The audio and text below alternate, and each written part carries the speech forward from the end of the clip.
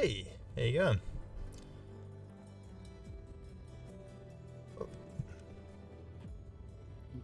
Oh, are you trying to talk? Hey, yep, no, I was. I hadn't go. quite flicked it over to voice activated just yet, so. I noticed that Discord must have done an update with something because I now have drop-down options available for my microphone and camera. Oh, where are the drop-down options? Well, there, okay. and I can select Logi Capture as my camera, which is the application that I can do other stuff for with Logitech. And I pick Logic Capture and nothing happens. So maybe I need to set something up. Might need the app open. Hang on, let's have a look. What camera did you get? The stream cam. Yeah, okay. Alright, camera not available, it's being used. Okay, hang on.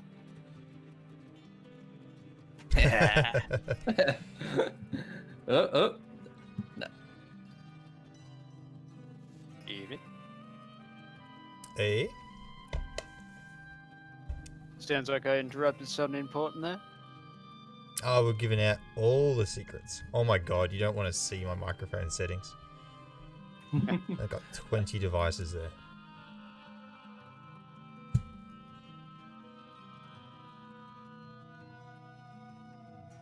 Hey. That's pretty cool.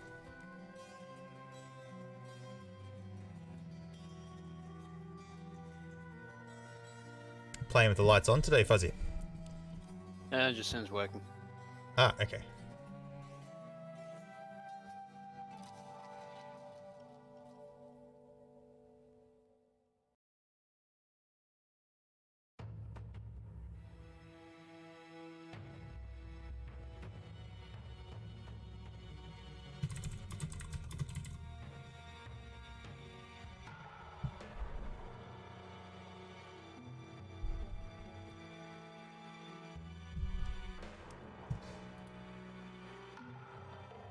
You know what's funny? All What's the that? dead bodies in the barn. There is a lot in there. 26. A lot of bodies. No, it can't be 26. Should be 18.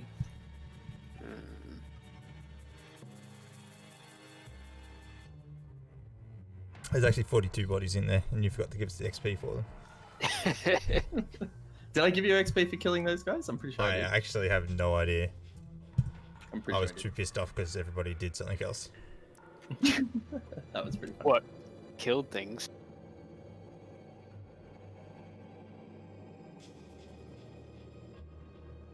See my mic just turn on randomly. Not sure why.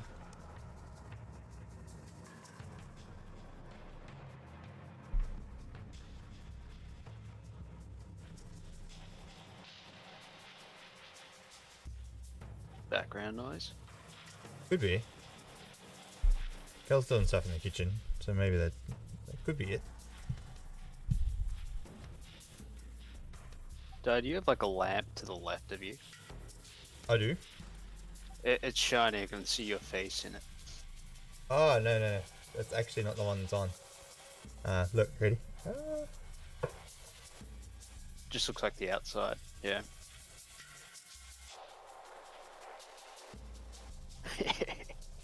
It hangs over my monitor, so to help me when I'm painting.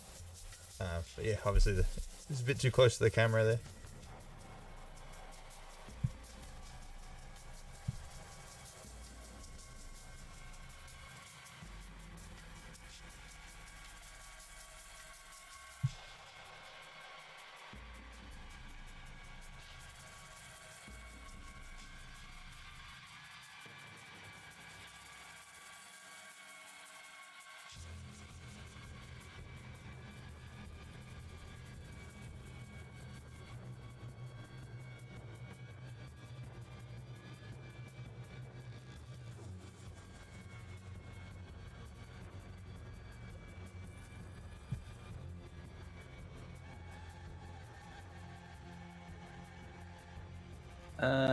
Can one of you guys see if you can move Raya's token? I can. And Darty I might can't. be able to. You No, I can't. can't. No.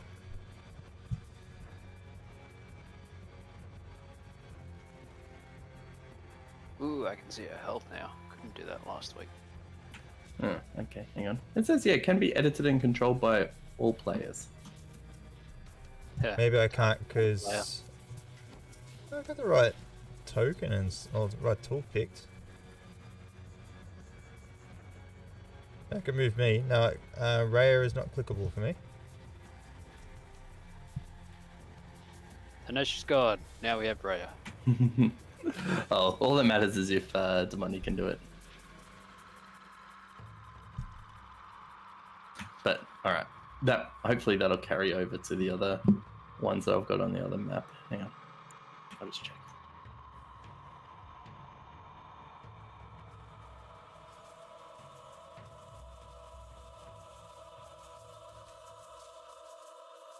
Yep. Okay. Alright, I think I set that up correctly.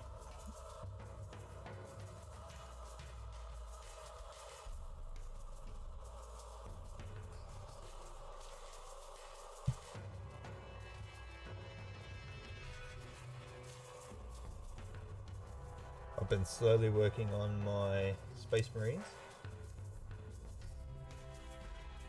Saw the picture you put up, looking pretty good.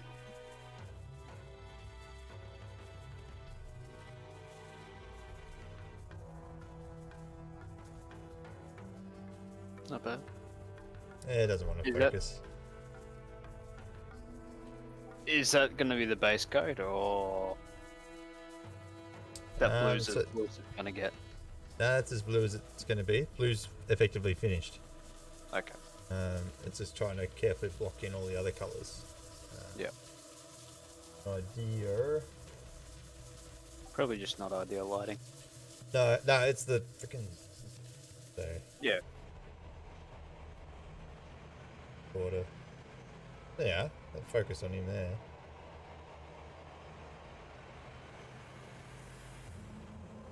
And then got some Terminators as well. Cool.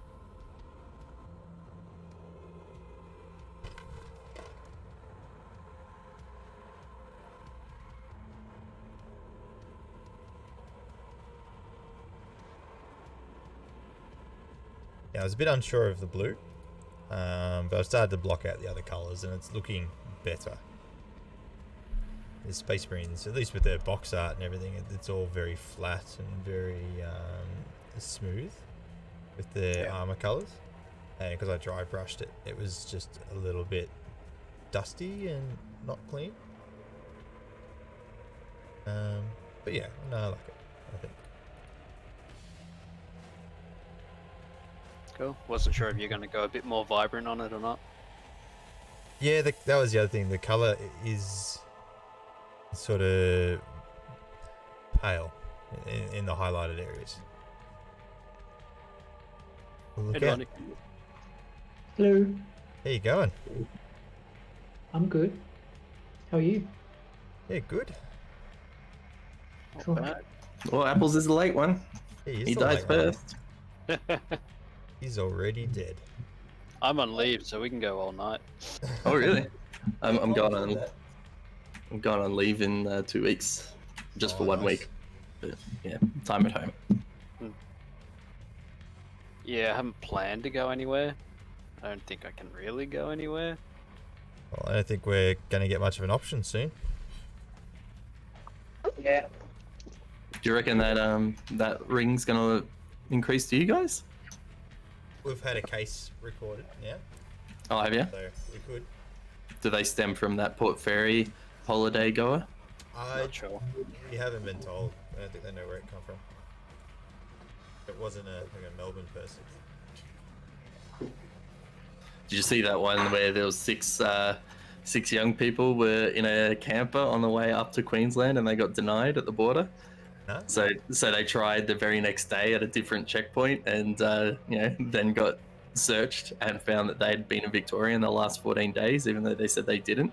So each of them got fined $4,005. Oh. Yeah. each of them. So $24,000 in total in fines. You heard about the KFC party, didn't you? Oh, that was hilarious. Fucking idiots. Jesus Christ. I Oh, Demondi, can you check that you can move Raya's token, please? can. And I cannot. So why is Fuzzy the only one who falls under all players that can move it? Hang on. Does everyone need a refresh or? Well, he was Why out do of you- the game when I made that change, so and I can see he's now in it, so he shouldn't have to. I go. Give it a refresh and I'll see if it picks it up. Did it apply to all players that were in the game at that time? Maybe. Oh, now I can. I refreshed. Oh, I changed it to be just you as well. So now Fuzzy won't be able to do it. No. I see. Oh, I can't see anyone. I can also see a health bar. Yes, you can. Okay. For some reason, you can see, it can move and edit is the control, which is kind of weird, but that's fine. I'll keep track of her health for you. It was just so you can move it rather than saying, can you go over here? Yeah, I've lost visibility of Ray's health bar. Yep, that should be right. Okay. Yeah, odd for Apples to be late. Did he say he's going to be late? I've just checking and I haven't got any word from him. I'm going to start smashing down my dinner then. What do you got? Sweet and sour sausages. Ooh, yum. We had chicken wraps tonight. I suggested chicken wraps and I got shut down. We got a barbecue chicken from the supermarket and pulled it all apart. Then in tortillas with lettuce, guacamole, Nice. onion, tomato, that sort of stuff. Yeah, very similar to what I had in mind, except I was going to use chicken schnitzels and just cut them up. Oh, yum. Apples isn't on Steam. He did. Yep.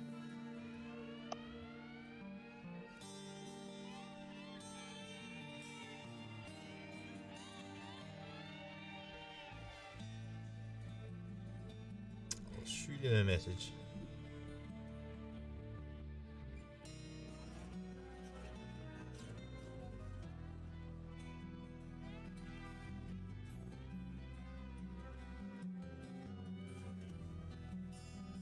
Damn it, just got a new phone and all of my words that have been added to the autocorrect dictionary are not in it, so it keeps autocorrecting all my abbreviated spellings. To poo. Oh, here he is. You guys will not believe what I forgot to do. Log in. Yeah.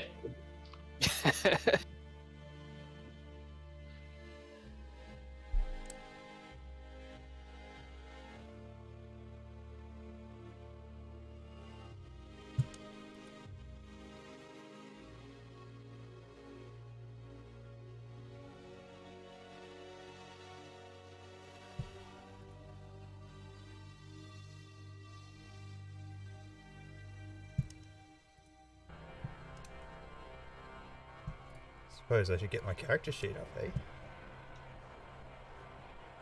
There's no do you, point. It'll just die anyway. do you need a minute to finish your food, James? I'm alright. I'll keep eating and talking and chomping in your ears. That's fine. And I was waiting until Apples was ready. I think all you other guys are ready. Oh, yeah, just opening tabs. I'll be a sec. Go for it. Righto. Okay. So, actually, last time you started out under the villa, and you had completed your long rest.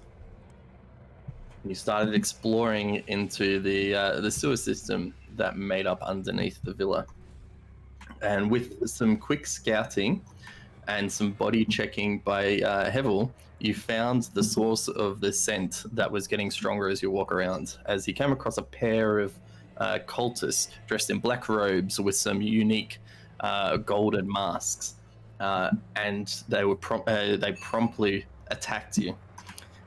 You saw that they were carrying a censer that had some incense in it that was burning to try and make the place smell less sewery.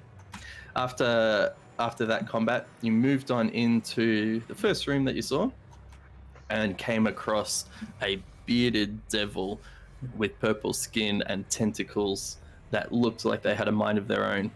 And after some fierce combat, followed by a giant toad swallowing this devil, you managed to come out on top. In the prison that the devil was guarding, you found two men. A man and a woman, Phalister and Satir. Phalister identified to you that he's here looking for Thavius Krieg, much like yourselves, under the orders of his boss, to try and find an infernal puzzle box that you just so happen to present to him. After presenting the puzzle box, he insisted that once you are done here, to meet up and go with him to see his boss. Satir, you found out, was that of a noble patriarch who had been captured here, believing to be captured because her family is trying to stop Duke Thalamra from becoming the Grand Duke. You successfully escorted the two prisoners to safety through the upper villa, where you encountered yet another round of patrolling guards, who you swiftly got rid of, much to Thanesh's distaste of not going with his plan.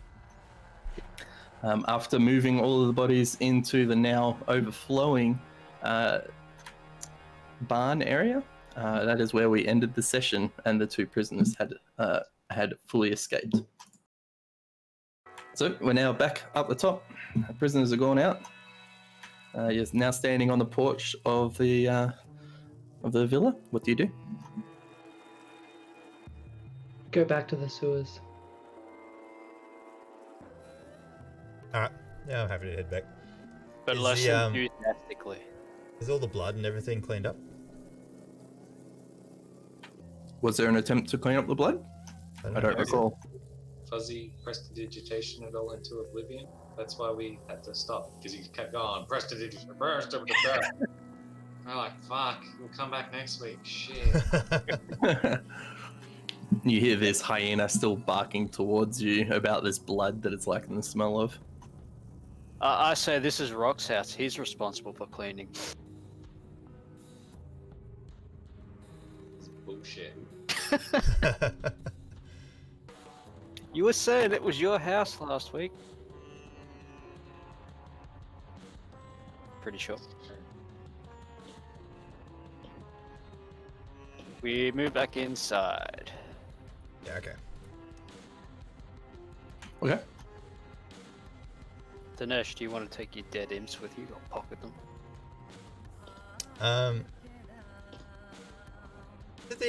I handed the imp to one of the prisoners. What did he do? Did he just drop it on the ground? He had no interest in it. Alright.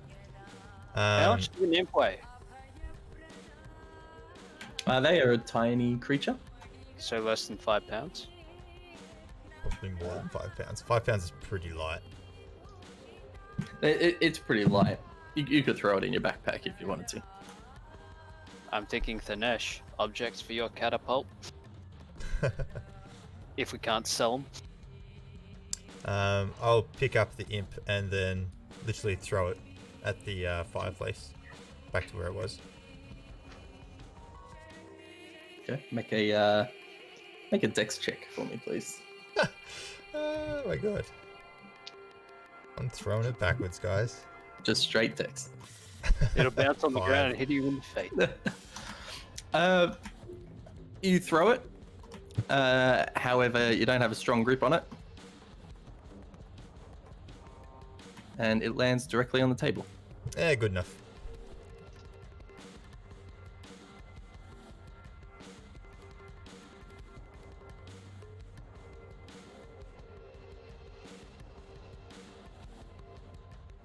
Okay, so you all move in towards the cellar entrance, and I'll just move you guys over.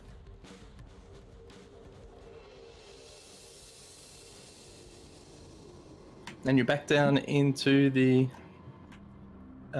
main cellar. You still see the bodies of 3 creatures in this room that you defeated before. Other than that, nothing else has changed. Cool. Yeah, there was some mention of a treasure chamber and such, wasn't there? Yes, there was 3 secrets. We want to try and search and see if we can find it down the bottom. Yes. Yeah. Southern side. Because better to find and then die than to not find it at all. Now, Rock, with the time that it took for people to move the corpses and for the farewells, it's now been around about half an hour since you cast your wild shape. So you are still a hyena for another half hour. If you wish to be. Because it took us less than a minute to kill all those guards. Savage. No, but it was a cleanup. Yep. Well, I think we'd be looking ahead to the southern side, right? I was kind of unsure as to what we were talking about with regards to where the vault would be located. I got there would be some up against the northern wall and the southern side, but as for the vault, I think I just remember being southern side, Yeah. which So- could be anywhere. There was 2 sort of along that east to west southern passage on the north part of it. And then there was in the vault, I think, was on the south side of the same wall. Is that everyone's impression? Because it was unclear to me if it meant southern side of that wall or just meant like the southern side of the whole complex. So the way Fallister described it to you is that he said on the southernmost canal, well, not southernmost, but on the southern canal, on the northern wall of the southern canal, there were 2 hidden doors, and a southern door in the southern canal led to the Van Thamper vault. Okay, so that does sound to me then it would be on the southern side, just directly opposite the north part of this canal. You're saying?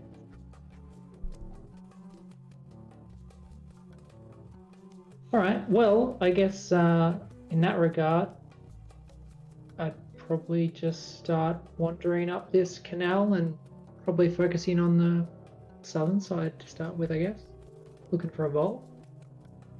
Yep. And maybe I'd instruct Raya to go on the northern side. Okay. And Thanesh, are you with them, or are you hanging back? Yes. Yeah, no, I will. I'm not going to let myself be abandoned again. As I see Thanesh around the corner, I throw this imp that's dead on the ground at him. I Does kick he it catch into the stream. Okay. Roll a dexterity check. Dragging along, but I'm just keeping an eye out for shit either end. Yeah, Also- sure. Yes, keep your smelly nose out for essence This guy guards. doesn't get all that advantage. Oh, just keep sniffing. Okay. So in the section you're in currently, as you're going around, you're searching the walls and trying to see if there's anything odd or obscure. You don't see anything in this section right now. So I'd probably go like right up to this area, and I would also turn down the corridor and check down here. Yep. Okay. As you turn down that corridor and you look down, you see the same set of thin bars that Thanesh described to you as he explored with Fip. You see that this is very well blocked off, designed to just allow the water through and catch some of the solid rubbish that is collecting in this part of the stream. And I'd check the other side of the wall as I walk back up, looking for anything that looks suspicious. Thanesh is going to do the same thing along the northern edge of this corridor. Sure. I'm also assisting looking at the northern edge. All right. So as you're getting along and checking through, Raya moves further and she gets your attention and says, "Hey, I think there's something here." She notices that there looks to be, just in the stone wall, something that you would think would be some non-natural gaps between the brickwork. All right. Well, I pour it. sorry. I pour it. All right. You clear it. Does anything happen? Okay. As you're pushing on the door and clawing at it, you feel that it is very heavy.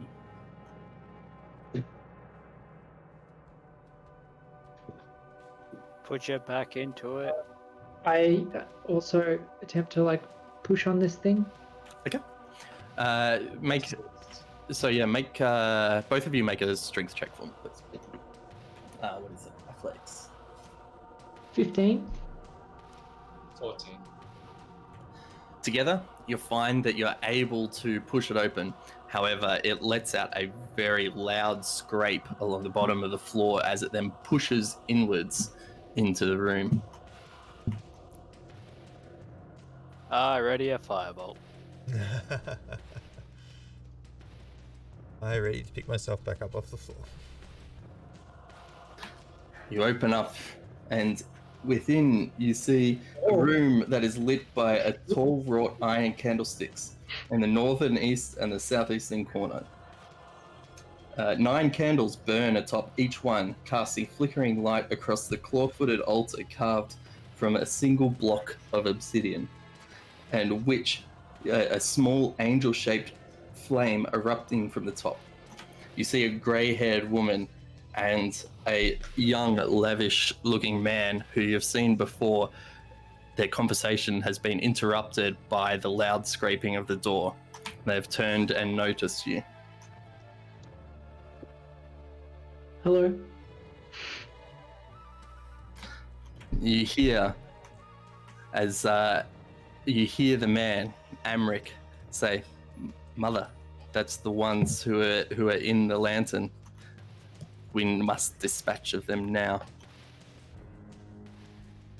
I'll get you to each roll initiative for me, please. Do you know how much health I had? Because it seems to have reset me. You mean The hyena. as a hyena? Oh shit. What's your total HP? For the hyena, 45. 45. And I know I took a couple of hits. I don't know if they were lots or a few or 1 or 7.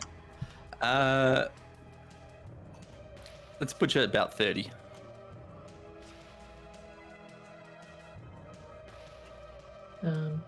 He's a generous god. I don't know if you would have allowed me walking in then. So I'll put you. I'll say that you've walked in, but you are. You're at the entrance. Okay.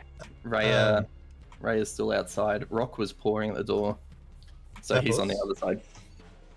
Have you added your wild shapes in the extras tab? Whoa.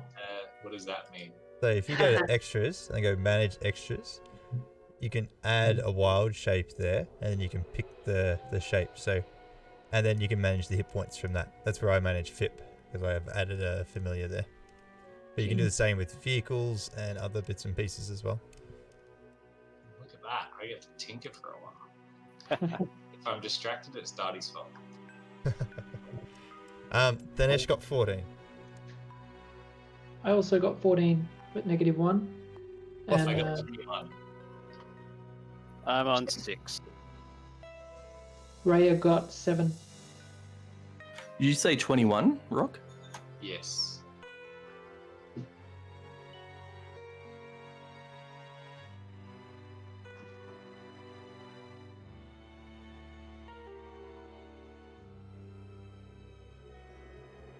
Okay. So seeing, you see Amric, he has pulled out his dagger, and the Duke standing there, fists at the ready. But Rock, you are first to act. What do you do? The old lady, does she look like what's happening? Like what's looking bad? Who's attacking what? How do I where's the actual door? Like, video. So sorry, I need questions answered. give me a sec.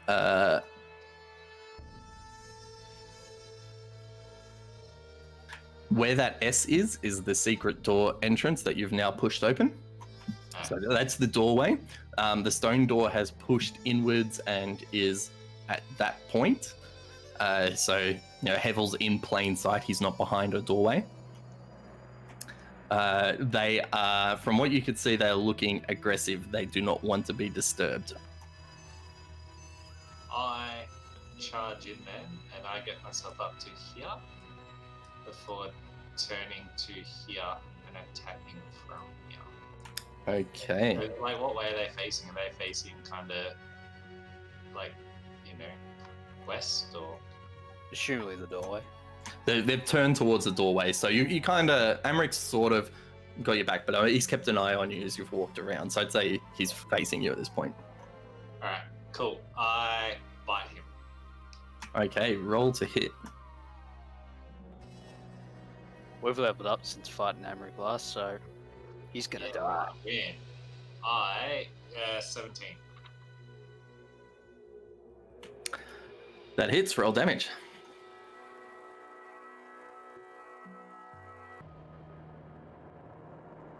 Uh, 10. Piercing. It's been a while since I looked at his stat block, so I'm just having a quick squeeze to make sure it's all right. You guys, right? I get to rampage.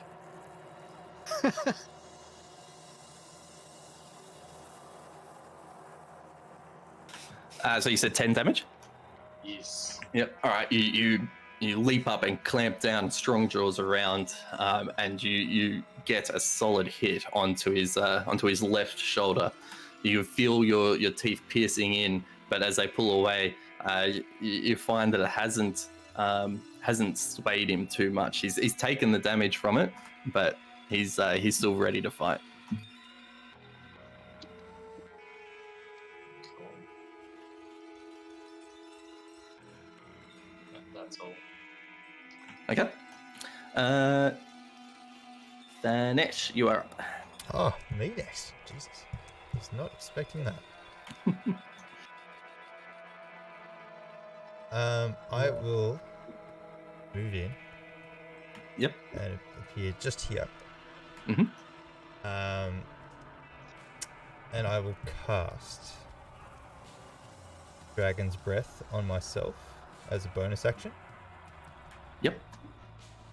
And then I will shout at them and say, "This is futile. We have you surrounded. Lay down your arms." And I will ready a breath attack. And if they attempt to attack me or anybody else, I'm going to breathe on them. Okay. Hevel, it is your turn. I find it funny you learned Dragon Breath. What type of Dragon Breath is it, Darty? Do I need to decide now? Not the DM, so I thought this was your racial that you're talking about. No, this is my spell. it does the same thing. But he more can choose damage, what and I element. can do different elements. And imbued it with the power to spew. No, because you've only been imbued with the power. Spew, yeah. Choose acid, blah, blah, blah. No, so when you choose to exhale, I'll say you choose what's going on. Okay. It's probably meant to be different, but I don't care. That sounds cool. Okay, so Hevel, yes, you're up. Alright. I was just checking how my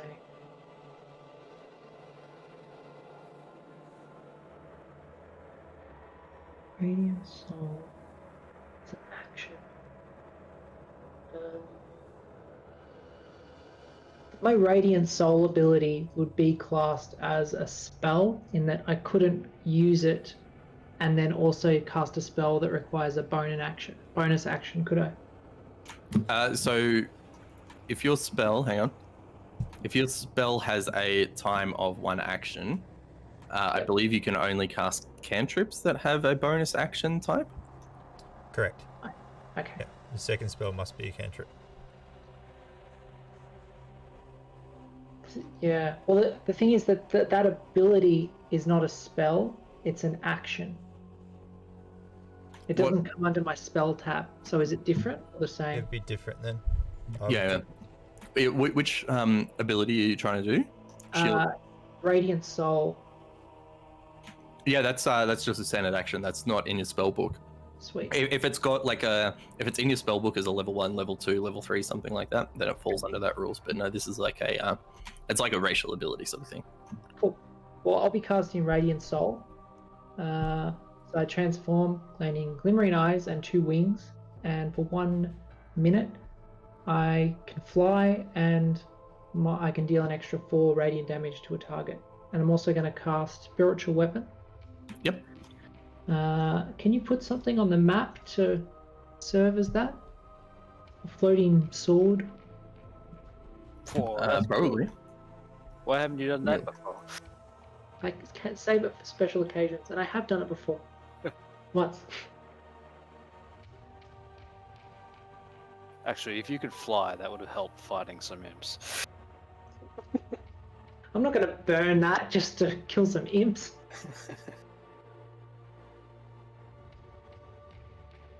And I'm trying to drag it out. 1 second.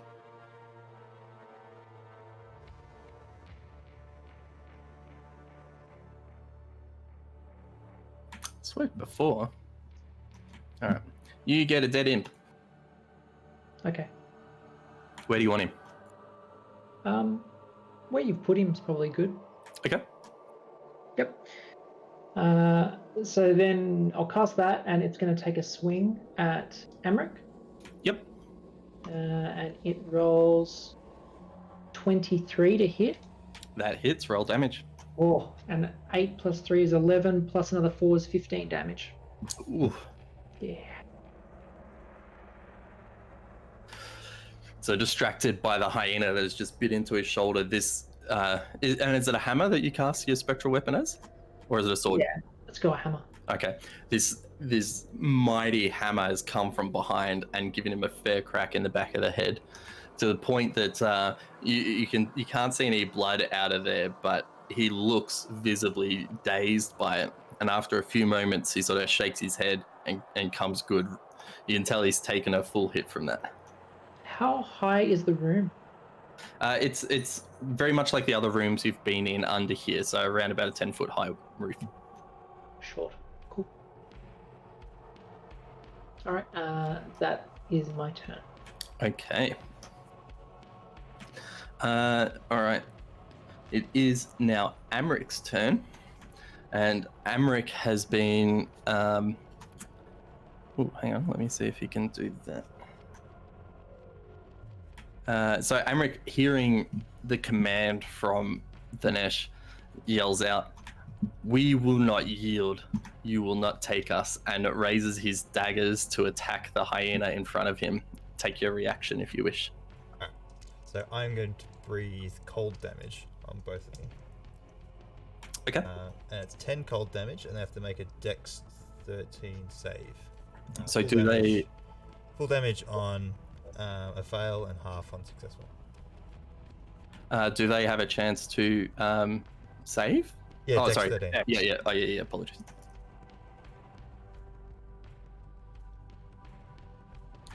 They both save, so half damage. Yeah, 5 cold damage to both. Okay. That's that. You already have that. Yeah, I Yeah. rolled 10. Okay. Yeah.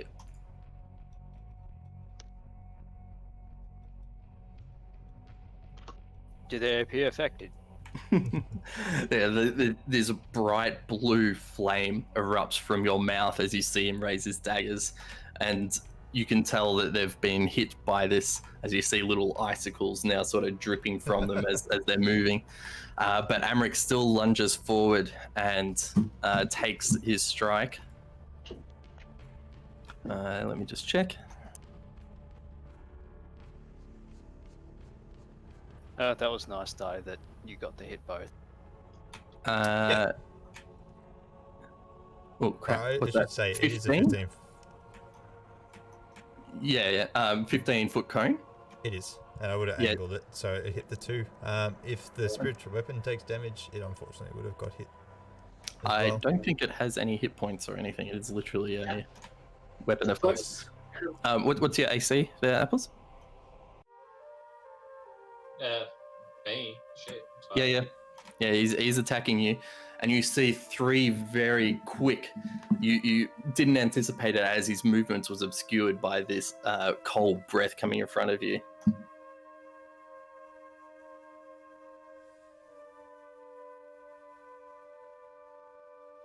And you take 17 piercing damage from these 3 very fast, very precise dagger stabs into your body. Who took that? The hyena. Ah. But that's all he's going to do for his turn. And Raya's turn now. All right.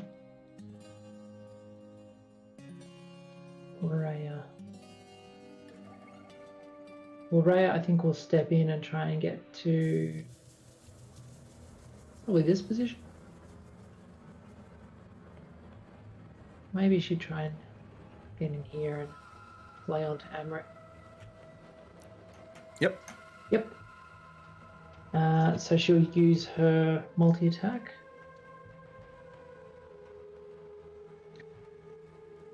She got 24 to hit for the first, and 7 to hit for the second.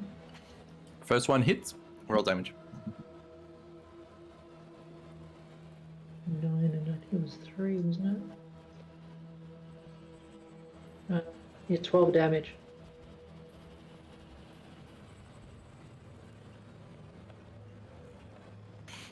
Raya comes in with a very fast swipe across the front of Amric. You see a bunch of his leather open up, revealing bloodied cuts from where that strike was and where Rock's bites had hit. He's still soldiering on. Good. That's Uh, it. Izzy's your go. I will move to the doorway. I assume I can see them. Hang on. Where is the stone door open? The stone door's open the other way, so you can see Amric, but you cannot see Valamra from there. Okay. From our last battle of fighting Am, do I recall if he was resistant to anything? Make a history check.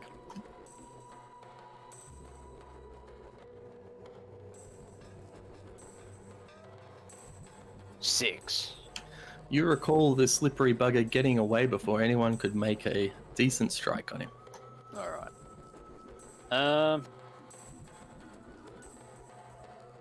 I am going to twin spell Ray of Sick. No, I'll move in. I'll move into here, and then I'll twin spell Ray of Sickness onto both. Okay, so that's where the door is swung in. So you've effectively got half cover from standing there, but you can see both. Okay. All right. Yeah. So make your attack rolls. Nice.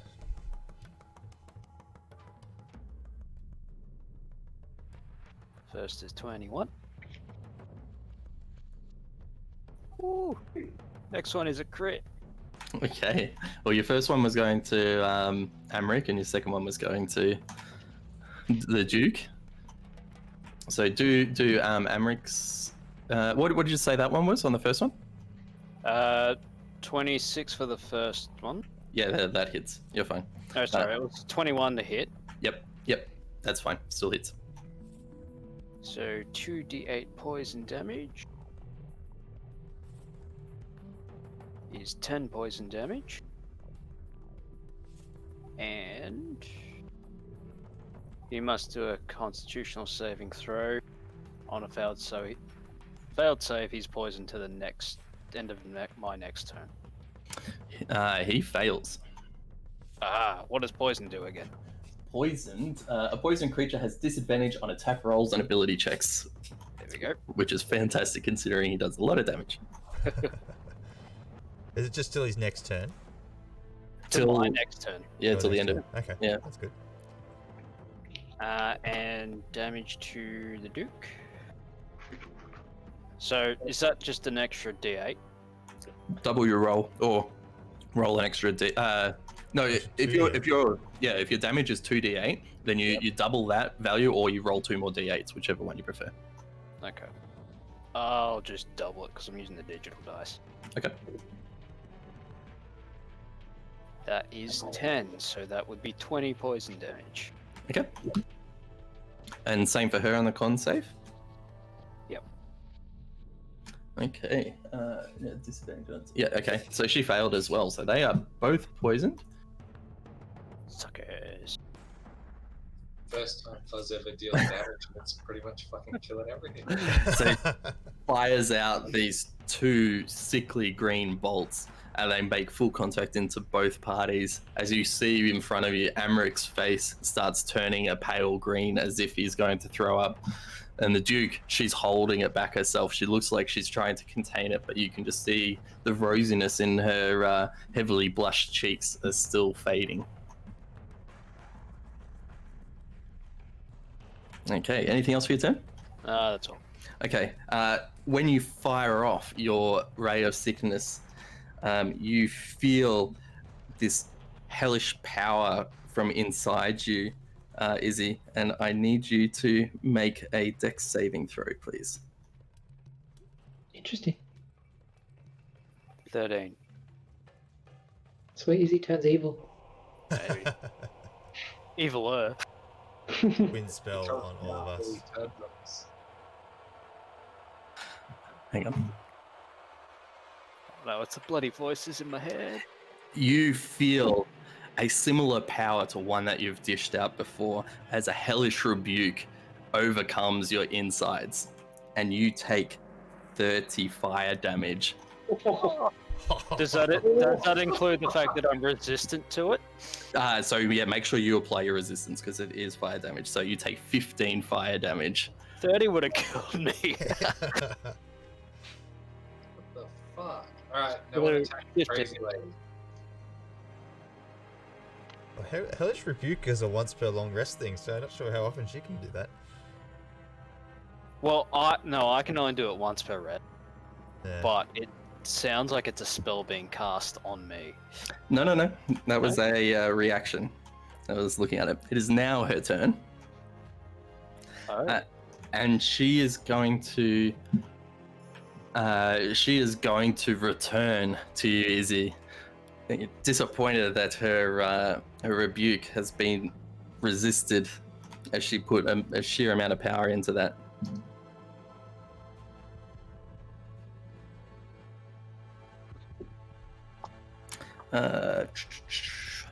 Does a 17 hit?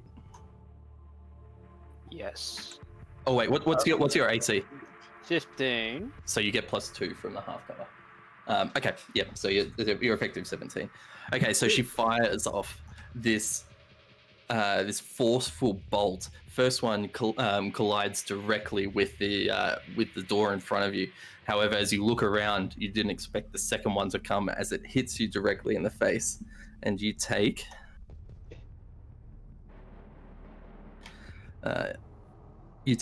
10 force damage as this darkish blast of a bolt comes towards you.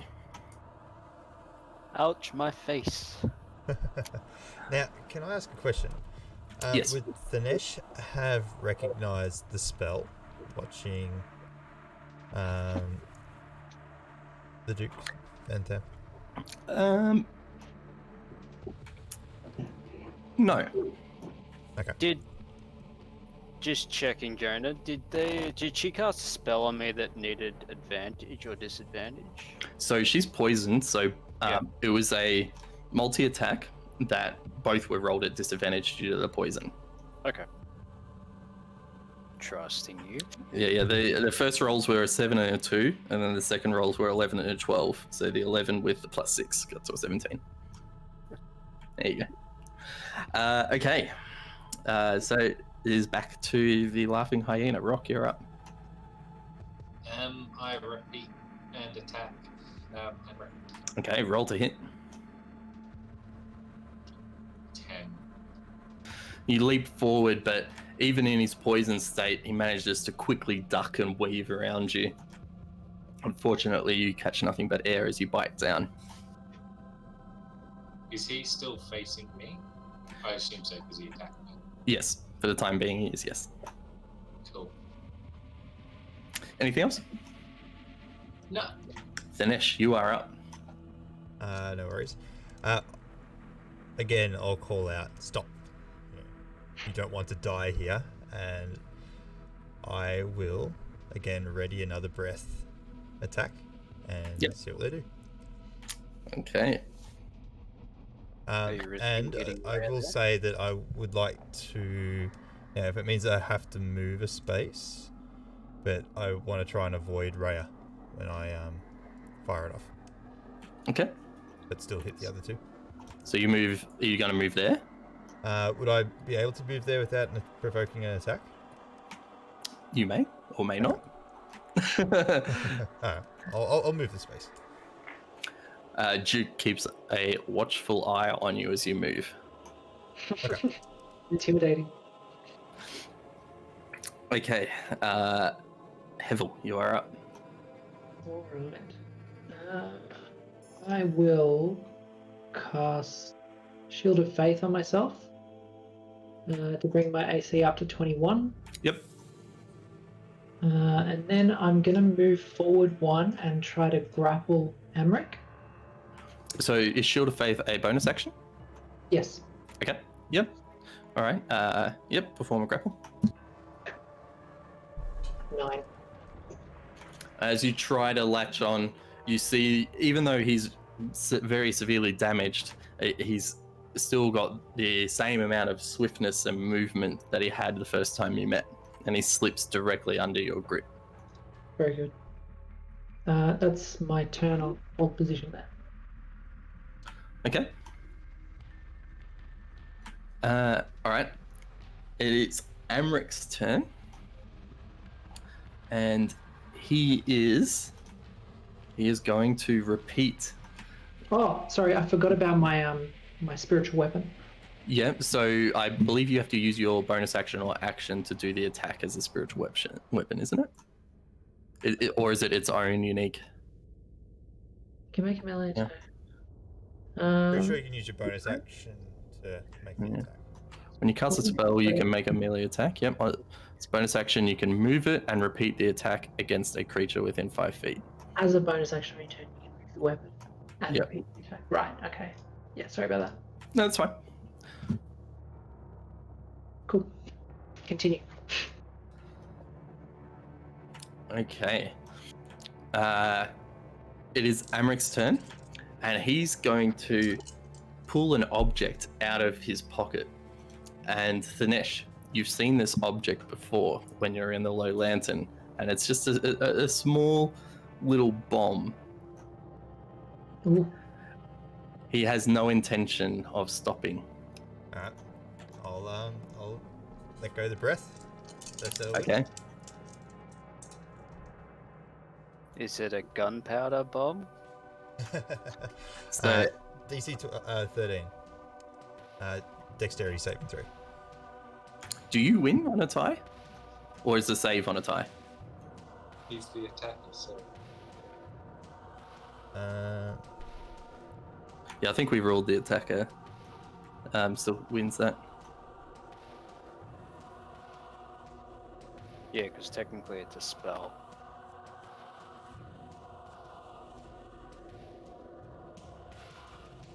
I'm just quickly having a look. If the total equals or exceeds the target number, the ability check, attack roll, saving throw is a success. Yeah. Okay, yeah, so, all right, so he succeeds. They both succeed again. 6 cold damage. Not halved. I've already upped it. So you see him raise his arm, but you shoot out this cold breath towards them. And at the same time, you see this puff of smoke now appear.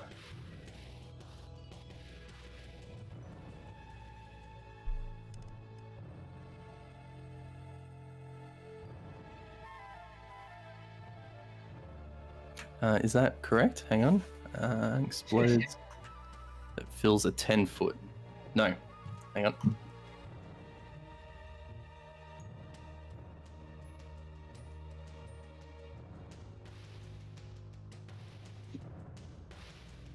Wait, is radius half, or is that the full distance? Radius is the Radius is half. So 10-foot radius would be 20-foot diameter. There we go. All right, can you see that square? Yep. A smoke bomb has now appeared, heavily obscuring the area and everything inside. You are, for all intents and purposes, everyone in there is blinded because it is heavily obscured. Oof.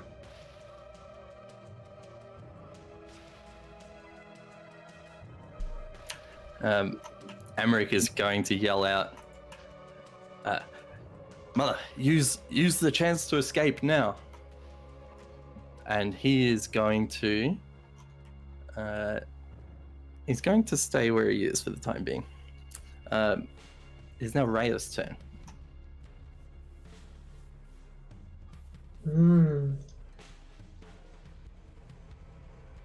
Block the door.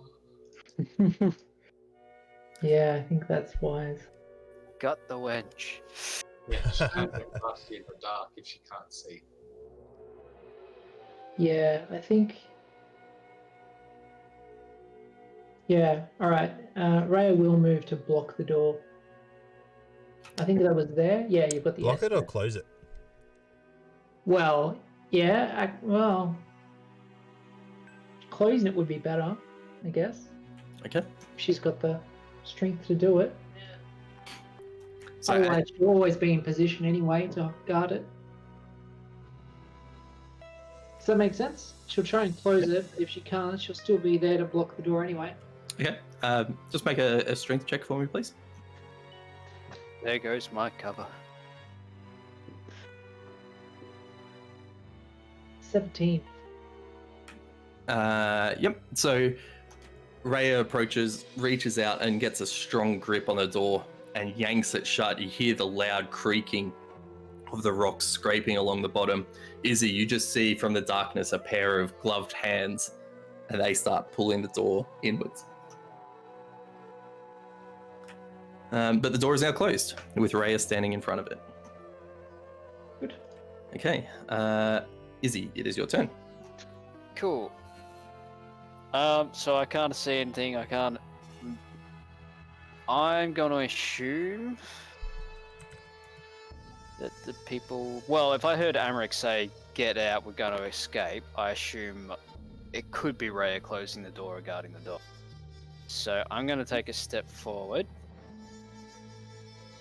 and I'm going to.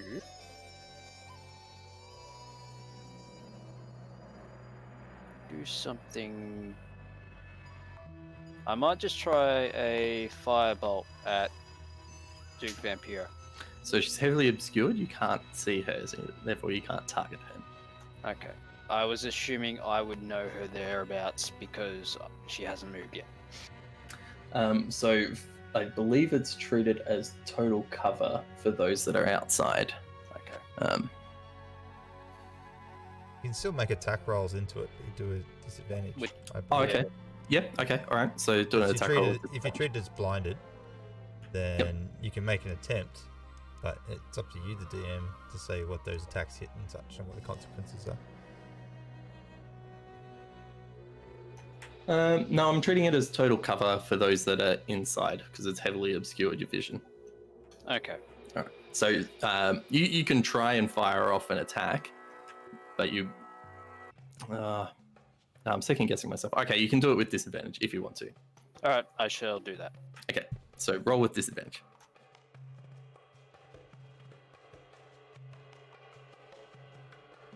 Oops, D&D jumped into the wrong page. While Fuzzy's doing that, so I believe you can make attack rolls into it. Spells which require sight and then force saves, as a result, would work because you need to be able to see the target. But an attack roll, you can just fire a firebolt into the darkness and hope it hits. Yep. One was 14 and one was 23. Okay. hits. Roll damage. Take 5 fire damage.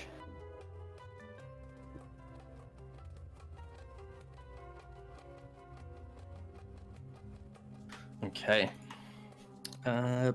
So you shoot off this firebolt, and you hear it make contact with a body in there. Can I get you to make a dex saving throw, please? Fuck.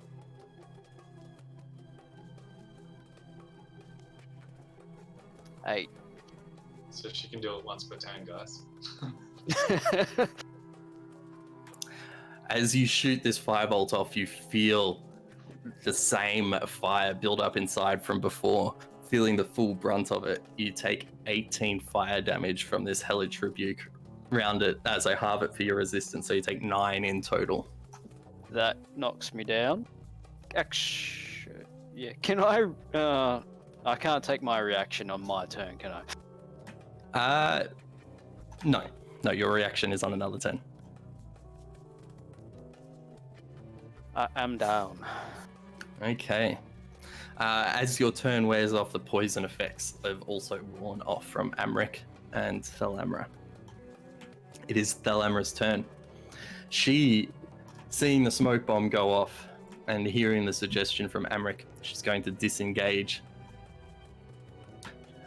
And you hear, each of you hear towards the north, another heavy scraping on the ground.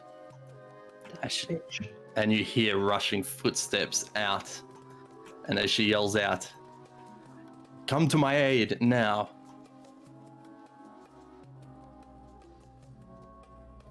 Would Hevel have felt her push past? No.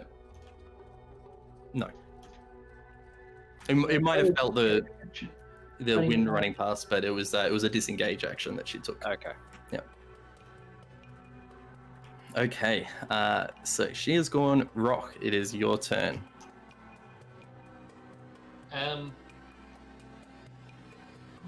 Do I have a sense where that door is? You heard it from, pretty much directly. Well, not where you're standing, but close by. Would I understand where it is? Yes. If you walked around.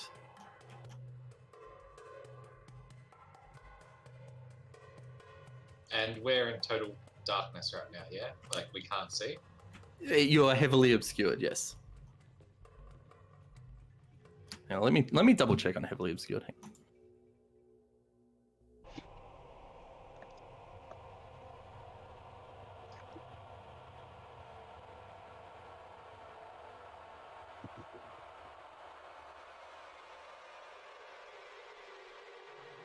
Dinesh got off lucky. A heavily obscured area blocks vision entirely. A creature effectively suffers from blindness within it. So you are blinded. Alright, I would like to... What's in the top corner there? This top corner. Yep. Right now, a lot of smoke. Hang on. But there was, like, is that a candle? Yeah. So in the northeast and southeast corners are a pair of tall wrought iron candlesticks. Right, I'd like to walk until I nudge up against that, and then turn and attack where I remember Amric being. Okay.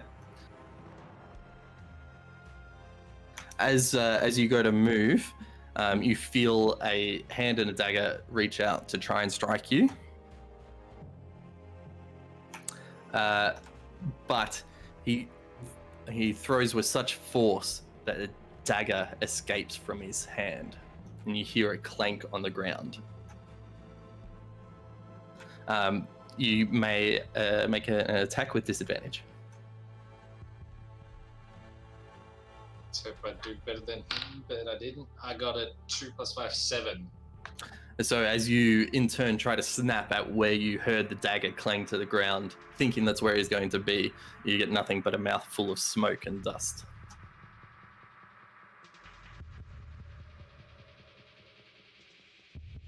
Okay, Dinesh, it is your turn. So I would have heard the door open again. So Thanesh will rush the door and close it again. So the door that you heard her go into was not to your south. Oh, okay. So I would have heard that in a different spot. Yes. Ah. It came from a different direction.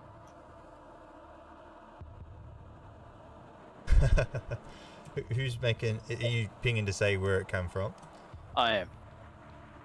Fuzzy is. So do we know where that is? Sorry. Or sorry, would Dinesh know where that door was to run to and attempt to close? So it's very hard for you to see right now, but you sense that the sound came from a northern direction. All right. I will move straight north, and see if I can close a door at this space. Okay. As you search around, you put your hands over the walls, but it feels like a solid wall to you. Does he trip over Amaric on the way there? There's a slight little tussle and a push. He does feel Amaric's body, but he, on his mission towards the wall, pushes past. He's not sure whether it's Amaric or if it's Hevel or if it's a floating weapon. Don't know who it is. All right, so Well, that'd be what I would do. If it was Fairy, you'd know it's Rock. Yeah, I would presume that you would make my feeling for the door an action. Yes. Yeah, that was what you were trying to do. All right, that'll leave it. Hevel, it is your turn. All right. Well, knowing that Izzy was hurting and that it sounds like he died, I would turn around and make it for his position where I thought he was. Yep. And cast Cure Wounds. Okay, so you need to move out one more point to see his body. Like that. Yep, you can now, you look around, you've exited the smoke pile and you see this tiefling corpse unconscious next to you. Yep. Well, I cast Cure Wounds with the second level spell slot and I heal for 12 health. Yep. And then I would use my spiritual weapon on Amaric. Yeah, okay, so you can move the weapon up to and make attack on a creature within 5 feet. I'm just seeing if it says that you have to see it or not, which it does not. Okay, within range, when you cast a spell, you make a melee attack against a creature. Yeah, okay, all right. Roll to hit.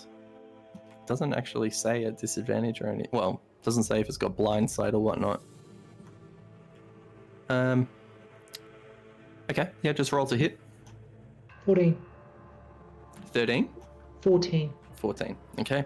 As it makes a swing at where it realizes Amaric is, however, it swings too high as this spectral weapon is floating up in the air and catches the tip of his hair. All right. I might also back up to this location. Okay.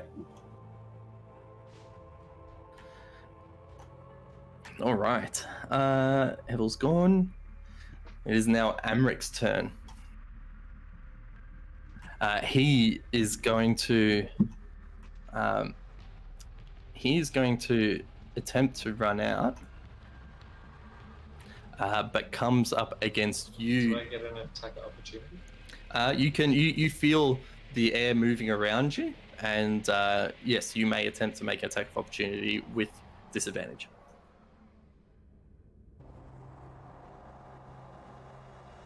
Well, it was a 7, so nah. So you bite through and nothing. Finesh, you may do the same. Okay. If you wish, you feel this rush of air coming from behind you. I got a natural 1. So as you turn to swing with your club, mace, staff, you lose grip on it as it swings and lands just slightly to the southwest of you. Right now, you can't see where it is, though. Yeah, you are disarmed. Amaric finds that you are blocking the way, Hevel, and in turn, he's going to draw another dagger from under his cloak, and he's going to attempt to attack you.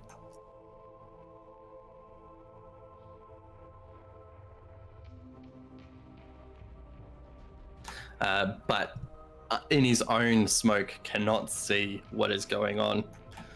And Ooh. he catches nothing but air around him. And as his turn subsides, so does the smoke, and sees himself effectively surrounded. Now, Hevel, you can see in front of you on the northern wall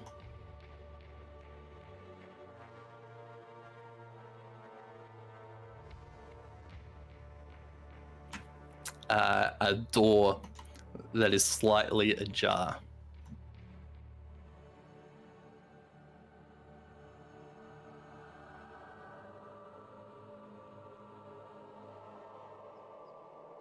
Right now, this is all you can sort of see from that point. Cool. Okay, Amric's gone. It's Raya's turn. All right. Well, she's going to move to this position, flanking Amric, and use multi-attack. All right, roll with advantage. Natural 20 for the first roll. And a 23 for the second roll. They both hit, roll damage.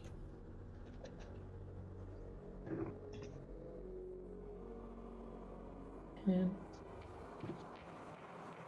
18, 21 damage for the first, and 11 damage for the second. So 32 damage. So Amric hears the clanking of Raya's chain armor and turns around to face her while she quickly does two very quick slices in front of him in an X formation to the point that his chest effectively opens up with these two deep gashes, and the mortal wounds have left pools of blood streaming out of him as he drops to the ground unconscious. What an animal. Anything else for Raya's turn? May as well have a move forward one. Yeah, maybe move to that location. She could potentially try and move past me with her movement, but then she'll kind of be in the room with no action, so I think that location. Sure. Okay. Easy. It is your turn. Does Raya being there open up more of what we can see in the other room? No, because the door swings the same way as the other one. So it's sort of pushed inwards. Hevel can only sort of see that little gap. I'll move to here. And can I attempt to open the door more? You can? Yep. I'll get you to make a strength check to do so.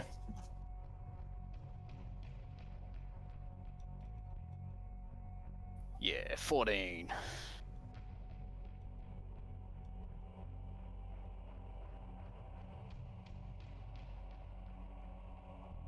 With no modifier.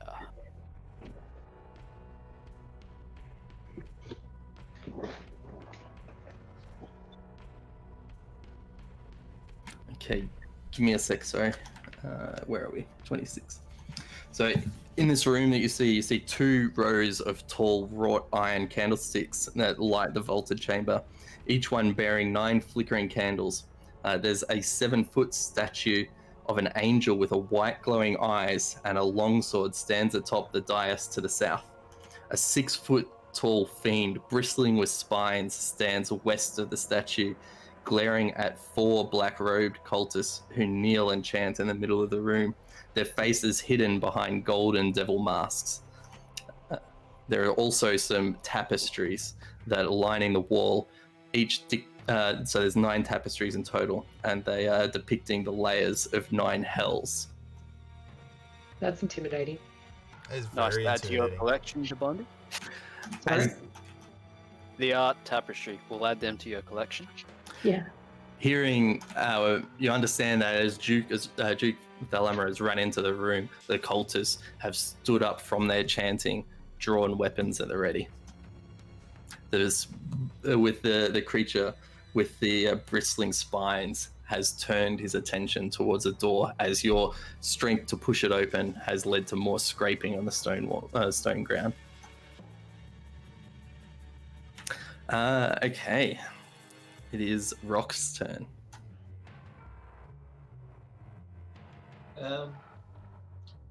Go win. Bring them to us. Alright. So I've got a bit out, but alright, I'll do that. How much movement? I have 50 movement. Fuck yeah, let's do this. Rampage those cultists.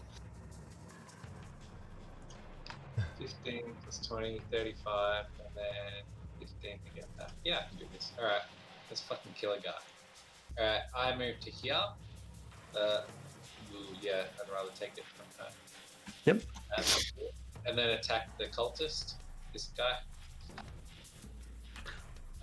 Yep. Okay, roll to hit. Can I kill all the cultists? No, that's a 9. So as you jump forward and attempt to bite down, this cultist is already ready and aware of your presence as you've run in and just dodges your attack as it comes through. I use the rest of my movement to go back to here. Okay. So as you go to move back, the Duke readies her hand into a big fist and goes to strike at you. However, you are too fast for her movement as you manage to dodge the blow. The cultist also takes a swing.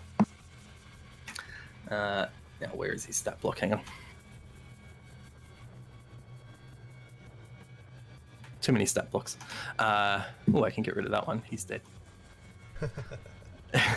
And strikes you with this quick slash from his scimitar, hitting you for 2 slashing damage.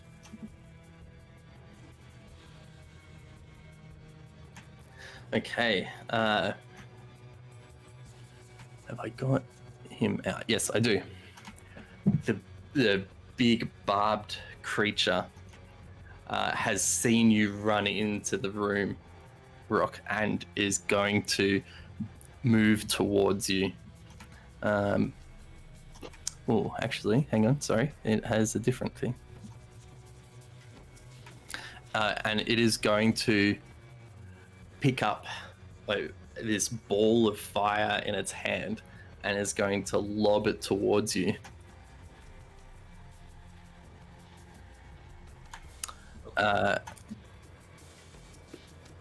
While simultaneously, in the other hand, summon another ball of fire as they both lob over towards you in the corner and land directly on you as you take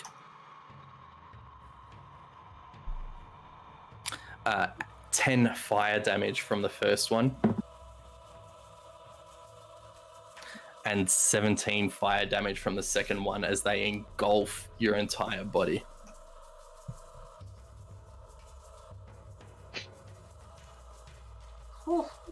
That was lucky. So much regret. How much is the hyena on if you are still a hyena? The hyena is not a hyena. I am a burnt dwarf. With as the fire subsides around you, you're now back into this dwarven form. And he is going to move closer on the other side of the doorway. Finish your turn. Alright, so if I move to here, can I see the cultists? Yep.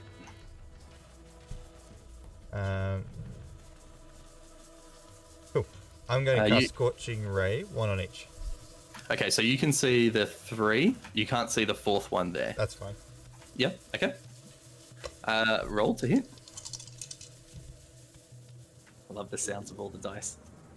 2 13s and a 23. They all hit. Roll damage. Oh, yes! Hold on. Actually, I was prepared that I didn't think I was doing anything. Oh, Jesus. 4 of fire damage to each. How much? 4. Wait, you 3d6 and you got 4? Is it 3d6? No, Scorching Ray is only 2d6. Oh, is it? Okay, I thought Yeah. you said 3d6. That's disappointing. I'm sorry.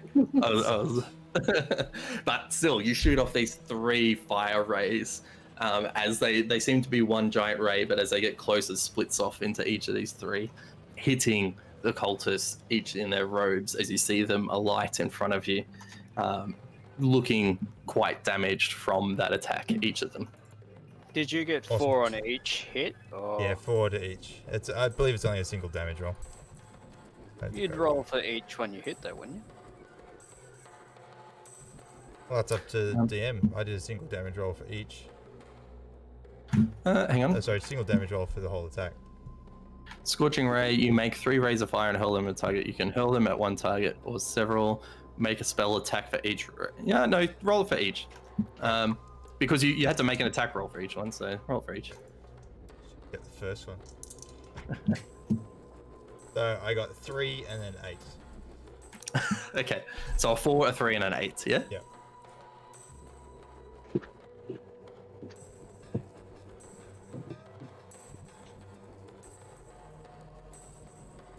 Okay, the one towards the back corner looks severely hurt by it.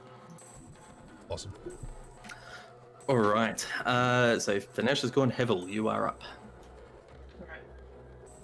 I'm going to move the hammer to, let's say, that location there, if I can. It gets 20 feet of movement. Okay, yep, so should be able to.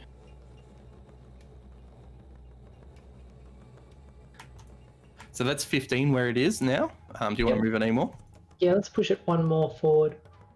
There you go. All right. So this floating hammer is now in the room and within striking range of this barbed fiend. Yep. And it'll use an attack against that fiend. Okay. Roll to hit. So to hit, I got 13. 14, did you say? 13. 13. Okay. As it goes to make a strike, it hits the barbs that are on the back of it, but they kind of give to the swing and no damage occurs. You've missed, by the way. That is a shame. Alright, I will move into the room.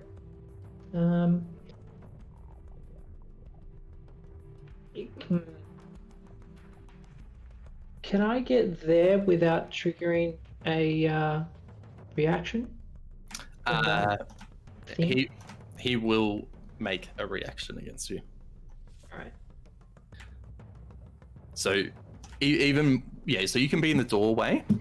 You could be there, yep, without triggering a reaction. But if you're to move any further, you will trigger a reaction. Right.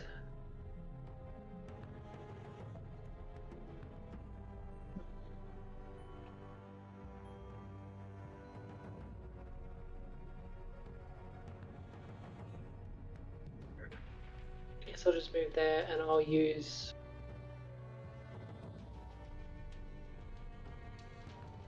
Sacred Flame on this fiend thing. Okay.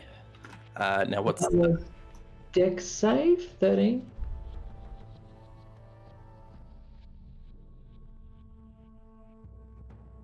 it fails. So it'll be 5 plus my radiant damage of 4, so 9. So 9 radiant? Yep. Okay. He's weak against it. Tell me he's weak against it. What's the attack you're doing again? So it's Sacred Sacred Flame, Flame. which Yep. rolled a 5, and then with my Radiant Soul I get +4, so Yep. 9 damage. So as you fire out this sacred flame towards the fiend, you see it fully engulf him, and as the attack has subsides, you see that he has taken full damage from that. Full damage. There you go. Well, very good. You said it's radiant, yeah? Yep. Yeah, he's good. Okay. All right. Full Radiant. Hivel has gone. Okay. It's the cultist's turn, and they're going to move forward. This one that you took a swipe at, Rock, is going to move forward, and he's going to try and take a swipe back towards you. with a miss, as you manage to move easily underneath the swipe. The others are moving to form a wall to protect the Lamra and do nothing else for their turn. And that guy's dead. So Rhea, it's Rhea's turn. Raya. Well, seems like the only place she could go is there. Can she target this guy from that? She cannot. All right. Well, I guess she'll try Trevor and, I think I'll try and get her to that position. Will she only get one reaction from that, or would it be multiple? Only one. Each creature only Yep. gets one reaction. Yeah, but does it get from the cultist, or does it get from the? Yeah. Yeah. So to go there, and then there, and then there. So yeah. So the first to do it will trigger some reactions. All right. 4 of them. No, If that goes to there, that'd be less, wouldn't it? it's actually No. still the same. Oh, good. Trigger them all, then I can get out there. Sorry? So trigger them all, so then I can get out there. Oh, I don't want to kill her. All right. She goes there. Okay, so as she pushes in, the first cultist standing next to Rock is going to turn and take a swipe at her with a 19, which I think hits. You know, actually, can I get her to do a dodge action and then move in? Or disengage would also work? No. She can disengage to that location. Yes, disengage does not trigger attacks of opportunity. Right. Yeah, I'll do that because I don't want to get her killed doing this. Sure. Okay, so you've disengaged and she is now standing on that platform. Yep. Maybe just there. Yeah. So she won't actually be able to stand there. Sorry. There. There is a 7-foot statue of an angel standing there. Very good. Okay. Ray is gone. Izzy, it is your turn. Can I see him? Where are you?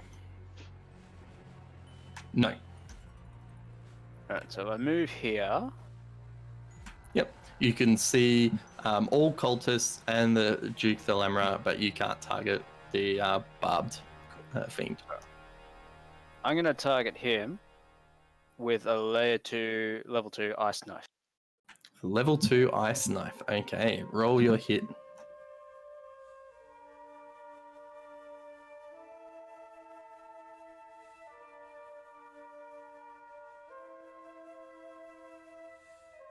$14. 14. That hits. Roll your damage. 2 piercing damage. And then the cold explosion-y bit. Okay, as you shoot off, this knife embeds itself into the cultist, and as it's done enough to knock him out to his death, and he's falling back, this knife just explodes out into a shatter of shrapnel. What's the radius on it again? 5 feet. 5 feet. Okay, so the cultist. Does that get everyone? That gets the cultist and the Duke. Yeah. All right, so each of the cultists are going to, and it's a dex save, yeah? Yeah. What's the DC? 14. Okay, to save, this one does not, and I'll do the Duke, hang on. And the Duke does not save. Nice. So 3d6.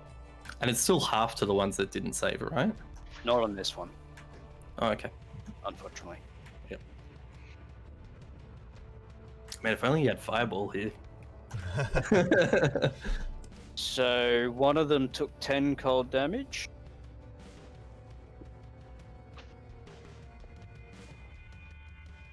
And the next one took 15 cold damage. See, Daddy, that's how you roll your d6s. I just can't roll the dice. This is why I don't gamble. And I shall also move out of the way. Okay, so as you fire off and the explosion, you see the cultist, before you move away, directly next to him, fall as he's embedded with all of these icicle shards into the side of where his face is. The other two cultists have managed to duck and weave around that, but in doing so, it's opened up the Duke to receiving the full brunt of that explosion as well. Izzy's gone. Rock, we are back to you. I needed that one last dude to be out of the way. And I was like, form of a toad and eat the duke. Can you? I don't fucking eat anything I want. No, but I mean, can you? You've already done 2 transformations since your last long Oh, rest. I have. Ah, shit. Oh, what do I do? Cast your druid Who the spells. fuck that was spells? Oh, they're not good. I don't like them. I'll just cast good berries and hand them out for the next couple of rounds. What the fuck? I cast. Disengage. No, I don't want to do that. I cast Thorn Whip on. Do I just beat this cultist? Yeah, I'll just shalalala and punch the cultist. So I'll beat it with my beat stick. Yeah, roll to hit.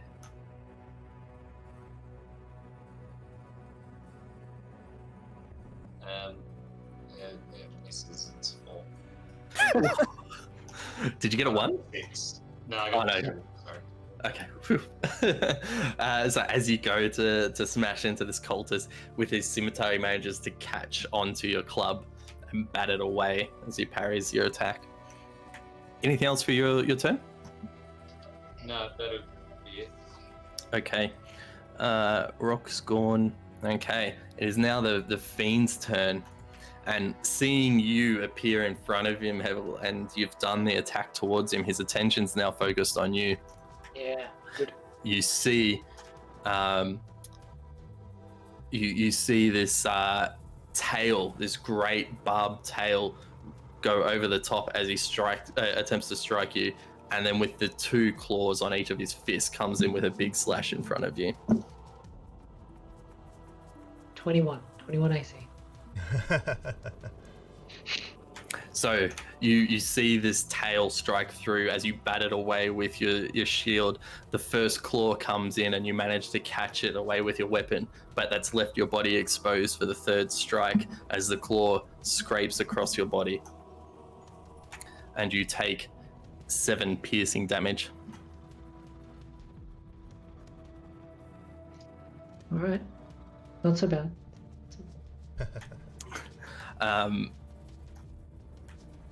It is, after that, finish. Your turn. Do I go in there? Yes. I don't know. Should Alright. you? I risk it for the biscuit. So What I'm are you going wanting to to move do? past and share the same space as the spectral weapon? Yeah, it's floating above you. You're fine. But in doing so, to move to that space, you will provoke 2 attacks of opportunity against you. Yeah, that's right. The cultist didn't provoke one before, did he? All right, now let's do it. So you're moving there? Yep. Yep. Okay, so first the devil, the fiend, is going to strike at you with his tail. Okay. And it is 13. This is. Good. Okay. Whoa! I know, right? He didn't do anything. And same with the cultist. As you are moving too fast, this scimitar swipe just misses as it grazes the air nearby you. No But worries. you have safely moved into that position. And now I will breathe cold, and I will arc my cone so it hits all 3 of the 2 cultists and the Duke. So you mean the one next to you? Yep. If I can angle it to hit both. All right, hang on, let me look. You might be pushing it.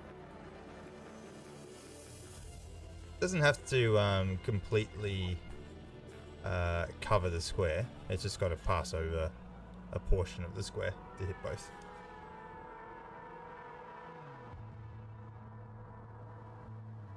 Can you guys see that, by the way? Yeah. Yeah. All right. Yeah, you can hit all 3. This time it's going to be poison. Now you get to get hellish rebuked. DC 13.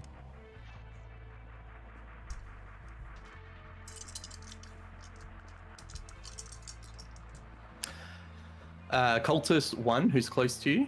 Oh, sorry. Fails. Retaliate. He fails. Cultist Yep. 2 passes. Salamra fails. 10 poison damage to those who failed and 5 to the pass.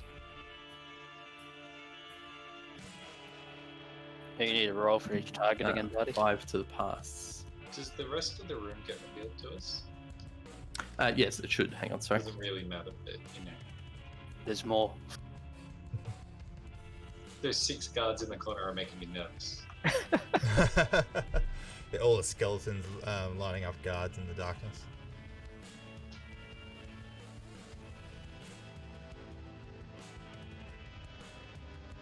Oh, okay. So towards the north, you see a pair of doors as well. Okay, Dinesh. Did we go in the hard way? Are we the bad guys? How much did you say 10 to the faileds? 10 to the fails, 5 to the success. As you shoot out this green spewing breath, you immediately see the cultist on your left hurl out with a scream of pain as his breath dies out and collapses next to you as the acid is burnt into his body. The other 2 manage to shrug off the attack, but you can tell that they are both very hurt. Okay. I will continue to move and I'll come around this way. Yep, you'll be able to make it there, no worries.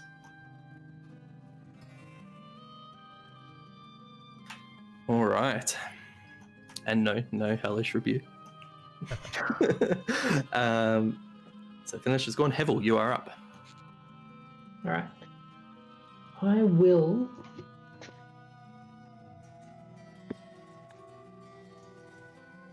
attempt to grapple the fiend. Attempt to grapple. Okay. Yep. 17.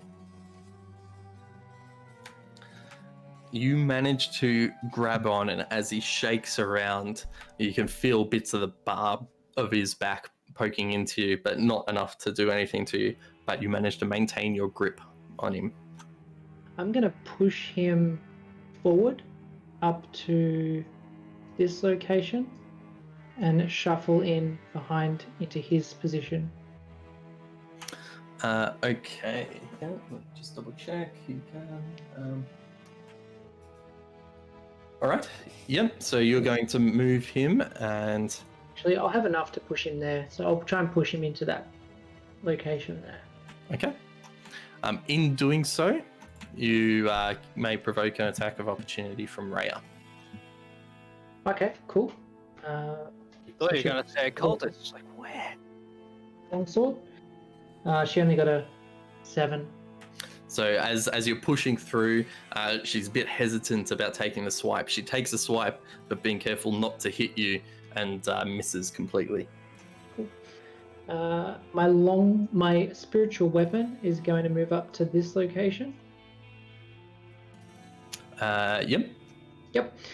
And it's going to strike at the fiend. Okay, yeah, roll to hit. Hit 19. That hits, roll damage. 7 and 4 is 11 damage. Radiant. All of it. Oh no, sorry, not all of it actually. It'd be like normal melee for 7, and then 4 damage would be radiant. Okay. All right, so 11, you said? It's 11 with Yep. 4 of that being radiant. Sure. So as your spectral mace smashes down on top of this creature that you're holding onto, it makes full contact as you can see some area of light bruising around where it's been struck. other than that area of light bruising, the creature seems relatively unfazed by it.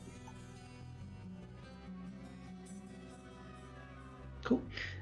That's my turn. Yep. The target takes force damage. Force damage from the weapon. Okay. Yeah. Yeah, so force damage of 1d8 plus your spell casting ability modifier. Yeah. So that would have been 7 force damage and 11 Yep. and 4 radiant. Okay, cool. Anything else for your turn? Nope. All right. So Hevel is gone. It is now the cultist's turn. And this one, seeing you grapple onto the fiend, is going to take the opportunity to swing at your back. But its blade lightly grazes across the plate, your chainmail, as you feel no cut come into you. After that, it is Rhea's turn. Oh crap! Hang on, I have missed Thalamra's last turn. Do you mind if I do that? You're the boss. Oh, the boss. Yeah, that's what I want to hear. You're all dead. This is Skip. Okay, she is fearing. Well, not fearing. She doesn't fear. Worried that these cultists are not doing their job correctly. She is going to take a few steps back. And she is going to line up to you, Thanesh, and you see in quick succession 2 strong, forceful bolts that you saw before attack you. Okay. And they are both hitting. I will raise my AC for the second one. For the second one? Okay. Yep. So the first one hits you. The second one with an 18. No, I'm only 16. Okay. So they Yeah, both get it make right.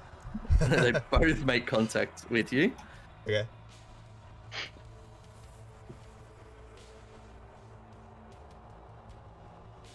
As you take 17 force damage as you're struck by 2 very quick blows. It's alright. This is where we lie.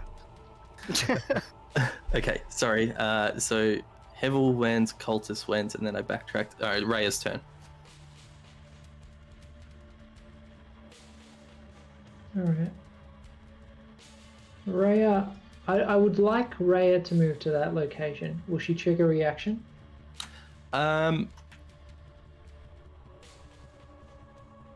She's already got the Uh, flanking with me. Sorry, no, he already took his reaction against you. Or No. against Thanesh, sorry. So Yeah, I wanted to leave it open in case Rock wanted to move to that location. yeah, no, his reaction has been used for this turn. Cool. So Rhea will do a multi-attack. Yeah, with advantage. Roll. Oh, lucky. She had got a natural 1 there. Alright, 21 for the first. And 21 for the second as well. They both hit. Roll damage. We're having Fiend for Stew tonight. 14 damage total. So as she slices into the back of this fiend, she finds, very similar to one of the fiends, to the fiends that you fought in the prison and the imps, that her blade seems to only skim across the leathery hide on the back of this creature. He takes damage, but the cuts and the damage doesn't seem as strong as what it was or what it could be. Again, the creature seems relatively unfazed by this tickle on his back. So Rhea has gone. Izzy, you are up. I should go to here, Yep. assess who is left, and I'm going to firebolt the last cultist. Okay, roll to hit.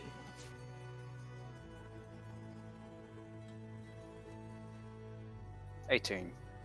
That hits. Roll damage. 9 fire damage. Oh, good roller. That was a good roll. You shoot off this firebolt and catch this cultist unaware that you've now appeared from the doorway. Gets him directly into the sternum as you hear a Wilhelm scream come out from him as he then drops to the ground afterwards, completely unconscious. Cool. I'll move in here. Yep. That'll be my turn. Okay. So Izzy's gone. Okay. It is the Duke's turn. And she's going to... and by the way, Vinesh... Yeah, I had to backtrack. So... Yeah. Yeah. So in doing so, because of the way the backtrackers work, Vinesh, you've got your reaction back again. Yep. Sure. Yeah. And, last turn you did... I can't remember what you did last turn. But anyway, you weren't penalized for it because of my mistake, if that makes sense. Yeah. That's fine. Yeah. Okay, so she's going to, again, fire out these two darkish force bolts towards you. And they are both hitting. I will block the second one. No, the first one, because the first one might drop me. With a 19. God damn it.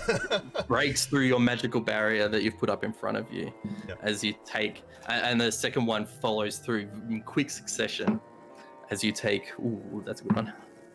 That makes up for it. As you take 5 force damage from the first one, followed by a very quick and strong 14 force damage afterwards, for a total of 19. Yeah. I am on the floor. Okay. The rest of you see your dragonborn friend collapse under the sheer pressure of this forceful strike. Jeez, Nash, all you had to do is stay up so that Rock would have advantage, but no. Okay. So she's gone. It is Rock's turn. I gave you all some good berries, yeah? Yes, you did hand out. You handed out 3 to each of them and kept 1 for yourself.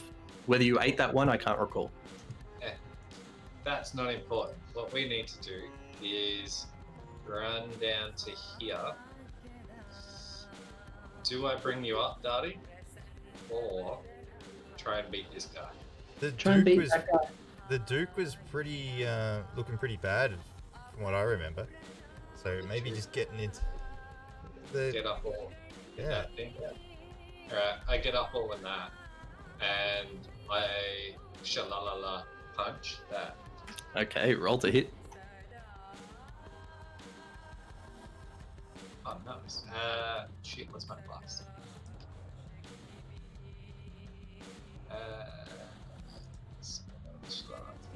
21. You beat the old woman with the ugly stick. Roll your damage.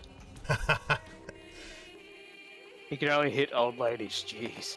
Oh, I think I should have gone for the thing, because my damage with Shalalala is magical damage, so I might have actually hit it. Something tells me he's still going to be alive. Yeah, 3. Okay. You swing through and make clean contact, but this old lady has a level of stamina that you did not expect from her visage. However, you've struck her good and taken a bit of wind out of her, but she stands back up at the ready towards you. You have gone. Okay. It is now the Fiend's turn, and you feel Hevel, the barbs around him that as you're grappling on, seep into you, and you take 7 piercing damage. Oof. as you are while you're holding on to it. Okay, and he is in turn going to continue his. Actually, hang on. Let me just look.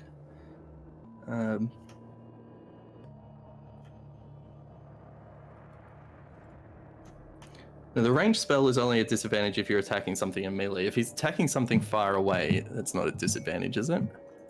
I thought it was if he had enemies close to him. Yeah, that's what we played it for against Floods. Yeah, ranged attack at close spaces. I thought we were disadvantaged. Sorry, let me just double check.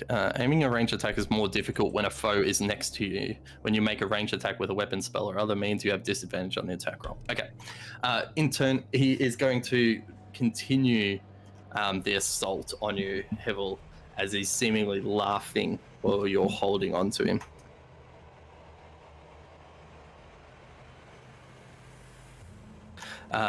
Much like before, you see this tail swing down on top, but you dodge to the side, and then the first claw, as he tries to claw at you, you again swing around, but the third one manages to catch onto your arm, the one that's holding onto him, and you take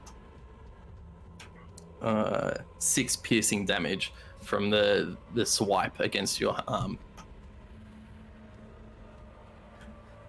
Okay, so he is gone. Sinesh, you're up. Oh, Make- death save. Pass 18. Very nice. Mark 1 save. Hevel, you're up. Alright. I'm going to release that fiend because I do not want to get another 7 piercing damage. Yep. And I'm going to cast Channel Divinity Preserve Life. So I'm going to distribute 20 HP among everyone. I'll give myself 4 HP. I'll give Dinesh 10 HP. I'll give Rock 4 HP. And I'll give Izzy 2 HP. Okay. Each of you please heal up that amount. Dinesh, you are now stable, and but you are still prone. Okay, I'm hard to hit. Not by a melee attack. No, you're prone to die. And my sword is going to take a swing. Sorry, my hammer, my spiritual hammer will take a Yep. swing at the fiend. Yeah. And it rolls for 13. 13. So as it goes to crack down, this barbed fiend moves with a more swiftness than you would expect from such an imposing figure, and dodges the attack. That's my turn. Okay. Yep. Raya's turn. Araya takes a swing with a multi-attack at the fiend. With Yep. advantage. With advantage, yep. Roll both. 22 for the first. And 17 for the second. 22 and 17, they both hit. 9 and 12. 21 damage. 21. This time, she makes the same consecutive attack, attacking with precision on the same spots she hit before, and you see those wounds slowly open up more, but definitely not at the pace you would expect from that attack. After Rhea, it is Izzy. I'm going to frostbite the fiend. So it does a con save.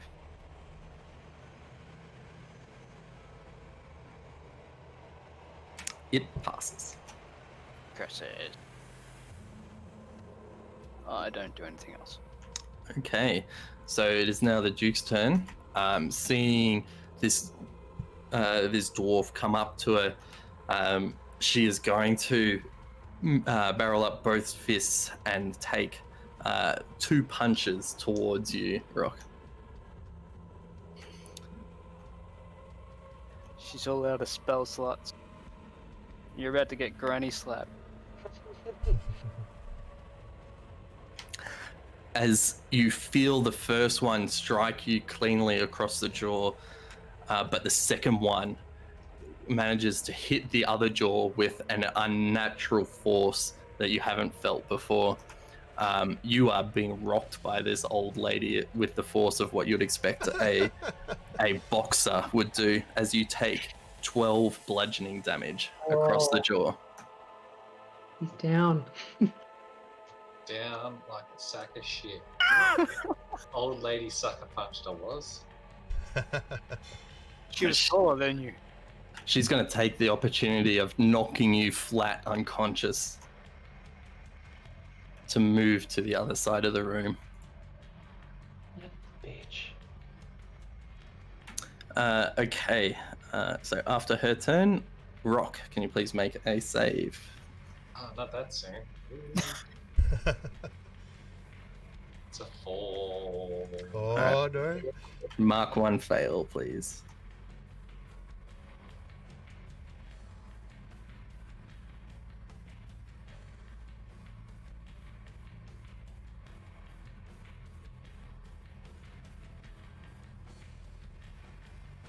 Okay, sorry. Rock's gone. Okay. It is now the Fiend's turn. You see the smirk across his face fall as you've released your grip on him. And in doing so, he retaliates with anger as you see the same sequence of attacks occur on you.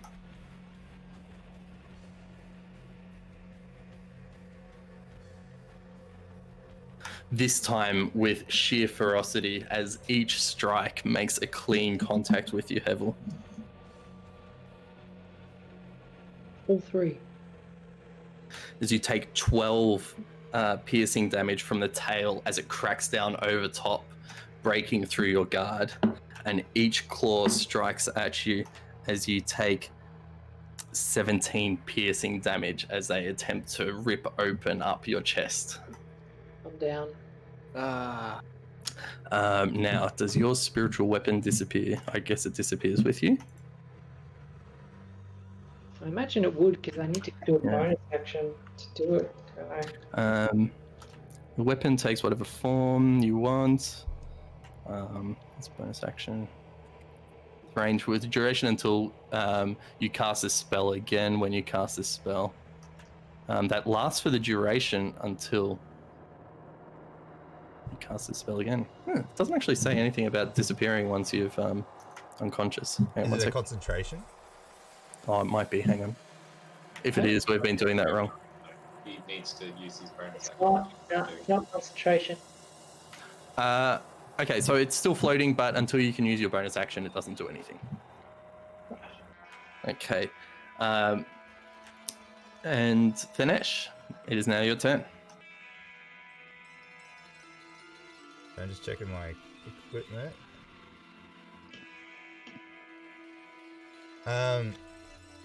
Can I administer a potion of healing to Hevel from my space? Yeah, you're both on the floor. Why not? Yep, I will do that. Okay. Laying on the ground, and I will, sneakily try to uncork one of these potions of healing, and I will pour it down Hevel's gullet. You want me to roll for that, or Hevel? No, you roll. You're administering the healing, so you roll the heal.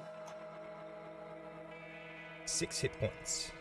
Okay, Hevel, you regain 6 hit points, and you are now conscious as you feel this strength from inside you as you see Thinesh leaning over the top with an uncorked empty vial. Thank you. Anything else for your turn, Thinesh? Nope, that is my action. I will stay put. Okay. Hevel, it is your turn. Oh, You are prone. all right. I will get up. I feel like now Rock's down, isn't he? Yeah. He That's is. like Yeah. get him up. So I will cast. Oh, but I have to actually touch him for cure wounds for that. I'm thinking I can do a runner and feed him my good berries. If you wanted to do something else. How stuffed up is that fiend looking? Not very. Yeah. We got to get rid of the Duke. Once we get rid of the Duke, we can handle with the Fiend. I think the Duke was like, how's she looking? Pretty sore? Yeah, even though she had some unnatural strength to bludgeon up Rock pretty nice, she's looking battered, bruised, and has been attacked by several spells that have made lasting effects on her. She looks like an old granny in a bar fight. I say let me go for this turn and try and kill her. Alright. I don't want to though. I'll get obliterated again. In terms of turn order, who's after me? Raya, And then me. Rock. And Then- then Dinesh. No, Thalamra's in there somewhere. Oh yeah, thinking more so our party. Yeah. It's unlikely I'm going to die in the next turn unless an AoE goes off. Unless you roll a 1. No, why would you even say that? Oh, sorry. I like rock. You get 20.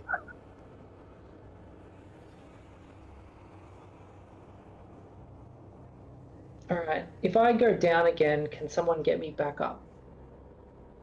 I have no more Yeah, healing okay. potions. So Alright. Well, I'll cast Cure Wounds on Rock then. Oh, but I have to touch him. I have to get near him to do that.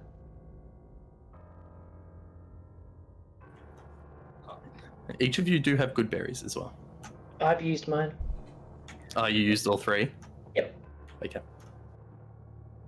I have mine, so I can play field medic. Yeah, I kind of feel like I need to disengage and get away from this. Disengage, you lose the advantage as well. Yeah, with Raya.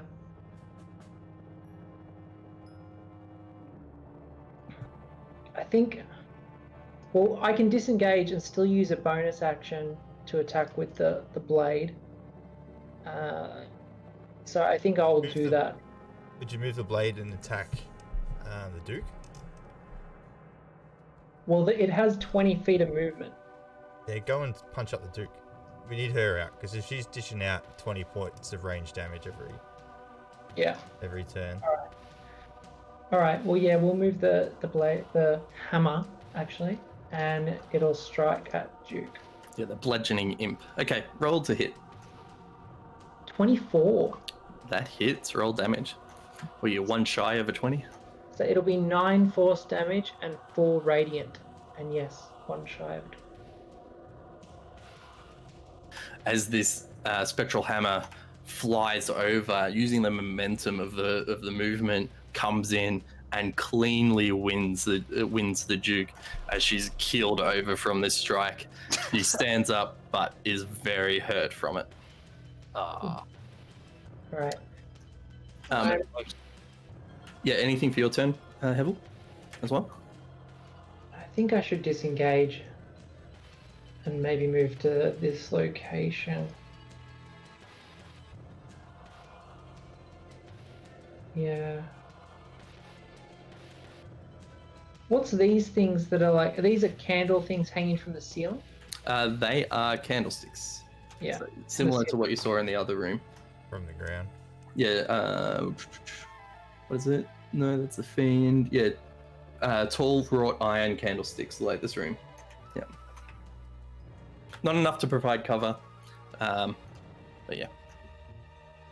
I could alternatively take the dodge action, which means that anyone attacking me would get disadvantage until my next turn, which could That'll actually be disengage. That could be good. Do you keep your Shield of Faith after falling over? It's concentration. Oh, you should have been getting you to roll for that each time you got hit. Sorry. Really? Yeah. I didn't know that was a thing. Yeah. If someone's concentrating a spell, yeah, you need to. Anytime a strike hits you, you have to roll to maintain concentration. Rubbish. I don't even use that spell anymore. Well, the idea is that by doing it, you're not meant to get hit. Okay, so are you moving? Are you dodge actioning? What are you doing? I'll take the dodge action and move away.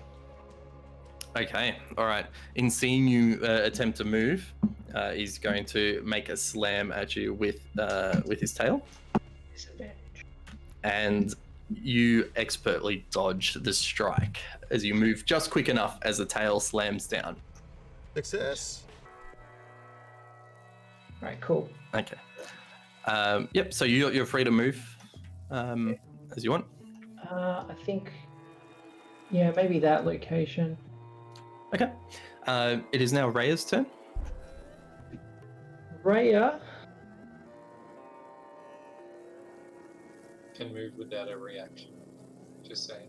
She Why? can, but then I'm left to cop the wrath of the demon. Maybe. Well, I could have Raya like try and shove it and move its location as well. But it'll just move. It doesn't help it. Why does Raya get to move without a reaction? Because the he took his reaction against you. Oh, okay. On her round. Well, I suppose the distance-wise, she's got enough movement to strike at her and then move back, potentially just getting a reaction. So she might do that. So she moves to that location and she strikes at Chuk. Yep, roll your multi-attack. 17 for the first, and a nat 20 for the second. Yes. Yeah, roll both hit, roll your damage. I'm not making this stuff up. She's getting 20s. We did a dice Alright. cam on Bondi's dice rolls. 12 for the first, and the second is It's an NPC character, doesn't matter. 18. 21. So 33 damage. 33, did you say? Yeah. My 33. God, fuck. The first strike is enough. However, the second one cuts across her throat as you see this cut open up, and she clasps onto it, gurgling with her final last breath. She yells out, "See you in hell." As she drops down dead to the ground. And she's going to move back to her position there. That means we're gonna have to fight her again in hell. Maybe there. Okay, Izzy, your turn. Alright. Fiend is the only thing left. It uses fire, but we don't know if it's resistant to fire or not. No, actually. I'm gonna summon a giant mage hand called Maximilian's Earthen Grasp. Yep. Right there, just underneath it. Right there.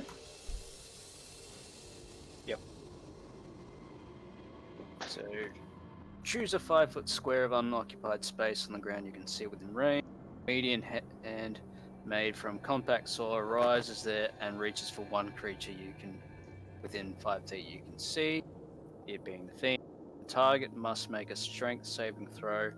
On a failed save, target takes 2d6 bludgeoning damage and is restrained for the duration. Ooh.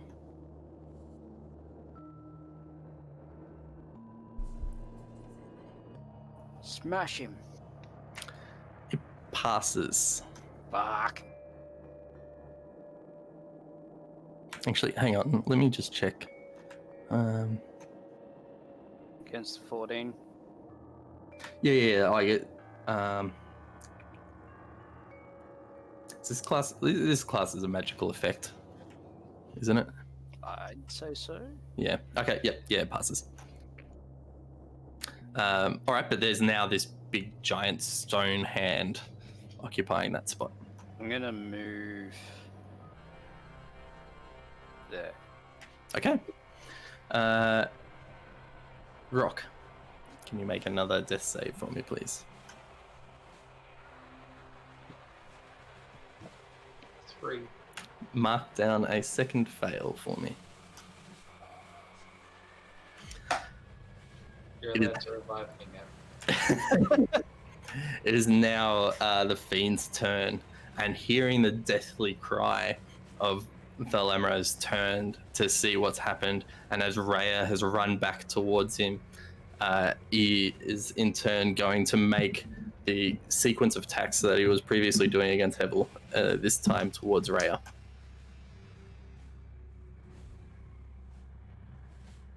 What's her AC? 17? Yep.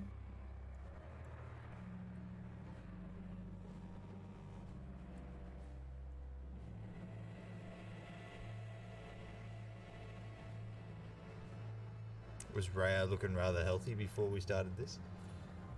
I don't think she's taken a hit. She's on full health, according to this. Yeah, so she is at full health at the moment because of the long rest and stuff. Oh, of course. Yeah. One sec. But she's unaware of the sheer force of the attack, and cops the full brunt of the tail and the two claws trying to rip at her as she takes. Well, now that Hevel can see, he'll know how much it is. But she takes 23 piercing damage in total across the 3 strikes. Not as bad as I was expecting. I was waiting for a number in the 40s. Fortunately not. Okay, so he is gone. Dinesh, you're still prone, by the way. It is your turn. Worries. I will stand up, and then I will cast Ray of Sickness on the demon. See? Oh, Yep. So disadvantage. it will, unless you want to move away.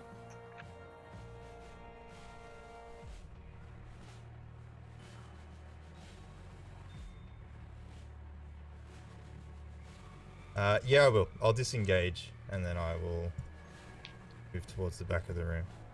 Okay. Yep. You successfully disengage from the creature.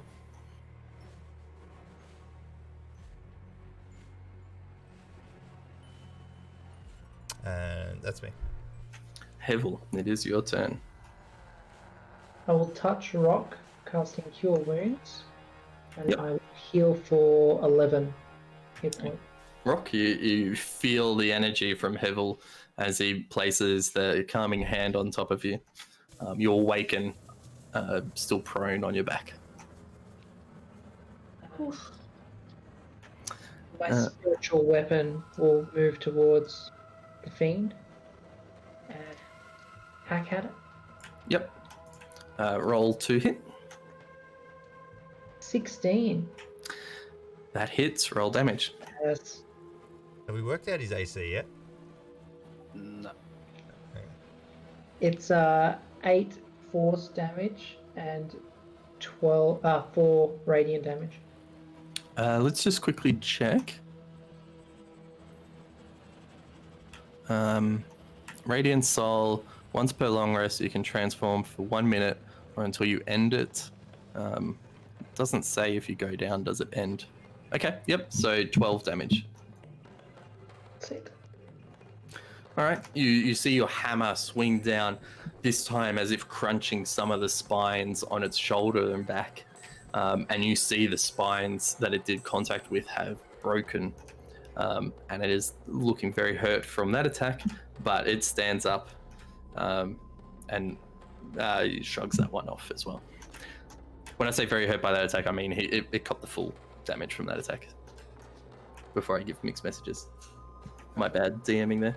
Okay, so anything else for your turn? No. Okay. Rhea's turn. Freya will swing with her multi-attack. Yep. Alright, so just regular, no advantage? No. No one there. No advantage. I feel like I just used Freya. Turns are going quick now that people are dying. So it was 10 for the first and 15 for the second. First one catches nothing but air, but on the second strike, she manages to just clip the creature. Only 4 damage.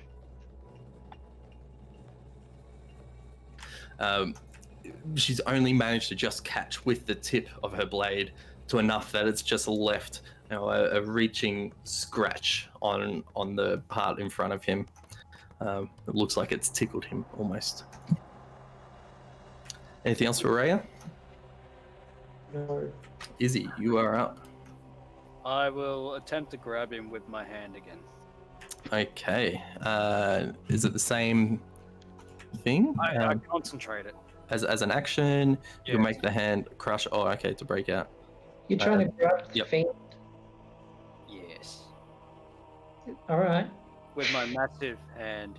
Oh, with a massive hand. Okay. And strength 14, it saves. Unfortunately, it's too slippery for this hand to get a full grasp on it. The hand turns around and gives it the middle finger. Anything else? No, that's it. Okay. Izzy's gone. Rock, you are now conscious on your back. I make myself stand up Yep. and face this way, and I cast Fairy Fire. I cast it here. Oh, you can't see that. I cast it here in a 20-foot cube, so it should light up him like a fairy. If he fails a dex saving throw. So hang on, let me have a look. I think it was like the second time you've cast this, so I don't know what it does. Yep. Any creature in the area of the spell is cast is also outlined in light if it fails. Okay. It passes. That was a wasted spell slot. That was worth it. And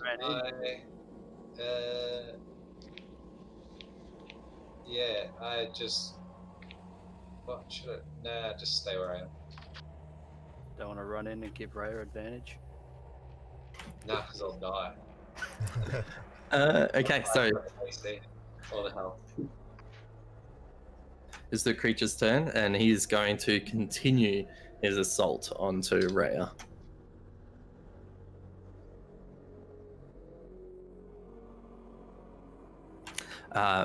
But this time she is more prepared as she dodges the tail as it overswung. The first claw she's going to deflect with her blade, and then the second claw she's going to catch onto one of the fingers as it goes to strike with her sword, cutting the fiend, doing 2 piercing damage to it. Yay, nat 1.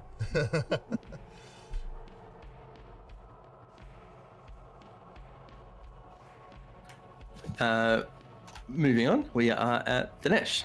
Alright, this time, Ray of Sickness Okay. on the big guy. And that's to hit, yeah? Yeah. 17. And so make a Constitution saving throw DC. Oh, sorry, yeah, DC 13. Okay, so 17 hits. Yep. And then must make a Constitution save. Okay. It saves on the cons. Ah, bugger. 8 poison damage. So as you shoot off this ray of sickness, you find that it's hit very solidly, much as it has before. But as the beam subsides and you see no longer the particles of this ray that's gone into it, you find that it's had no effect as your ray is sort of pushed off its body. No effect, so no damage. Correct. Or just, oh, okay. It appears immune to your attack. Shit. Alright. I'm done. Okay. Hevel, your turn. Okay. I'm going to move to this location here. Yep. And I'm going to touch Raya and cast protection from evil and good. So several creatures, including fiends, if they will get disadvantage on attack rolls against the target for up to 10 minutes, and it's concentration on my part. Yep. Okay. After that, I will back up to this location,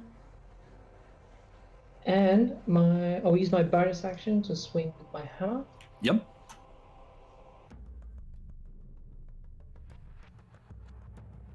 $12. So as your hammer goes to strike, it misses just by the tiniest amount over the head of the creature. Alright, and that is it. Okay. Hevel's gone. Raya's turn. Alright. Her multi-attack against creature. Yep. 21 for the first one. And a nat 20 for the second. I'm still waiting for you to say a nat 1 on that. I feel like I'm lying now, but it's there. I'm gonna send you some properly weighted dice. Alright, that's a nat 20. That's right. They both hit. The body's dice only have 2 numbers on it. Yeah, and roll your crit on it. 20. 10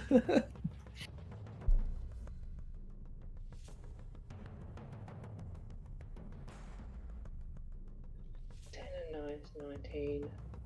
Plus 3 is 22. And the first one was 6. 28 damage. Ooh.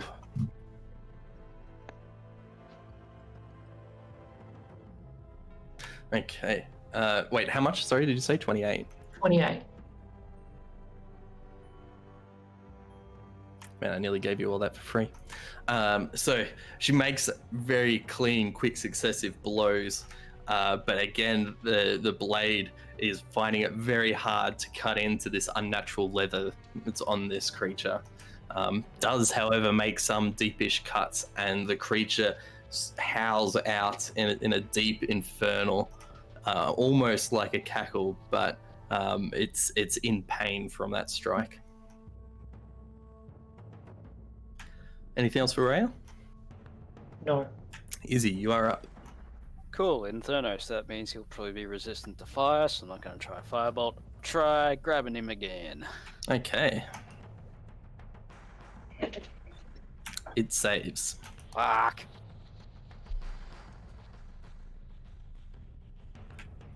I don't do anything further. No worries. Okay, Rock, your turn. I cast Good Berries and walk over to Neville and put a handful of them in his pocket and turn to the scene and watch what happens. Okay. Is now the Fiend's turn. It's going to continue. There's 5 of them. I'll Yep. have 5. So he is going to continue his assault on Rhea. With disadvantage.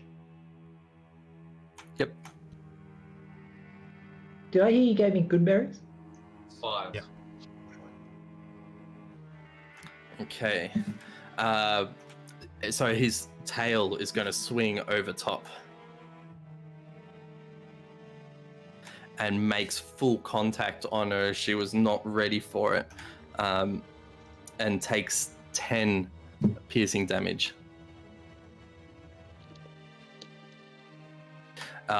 But notice that with each strike, he's finding this barrier or this extra thing that's now occurring to Rhea after being close contact from you, Hevel, as it finds that neither of its claws make purchase or contact with her at all, and is instead, oh no, he's going to stand there for the time being. But he's going to notice that his attacks were not as effective as he'd felt them before. Okay. So he's gone. Finish. You're up. Alright, I'm going to take one of the daggers out of my backpack and then catapult it towards the demon. Dex Okay. 13 save.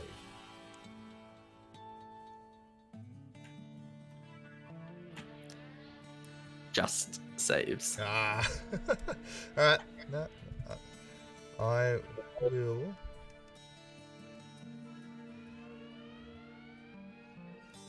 Charge at him in fear. Heck, no. You would have I'll lost move it. down towards the bottom here. Can I share the space with the candle stick? Yes. Yep. Okay. That's me. Okay. Hevel, your turn. God, imagine if we didn't take that long rest, huh? We might have to run. If we can't get this guy down, we might have to bail. It's, yeah. We'll get him. We just need a... How is he looking bad yet? Is he? He is looking like he's starting to get a bit exhausted from each each of his attacks, and you can see more and more cuts appearing on him as Rhea has been more successful. How's Rhea looking? She is feeling about half tank. Oh, damn. Alright. Actually, look, I might, before I finish my move and start, I will move to behind this guy.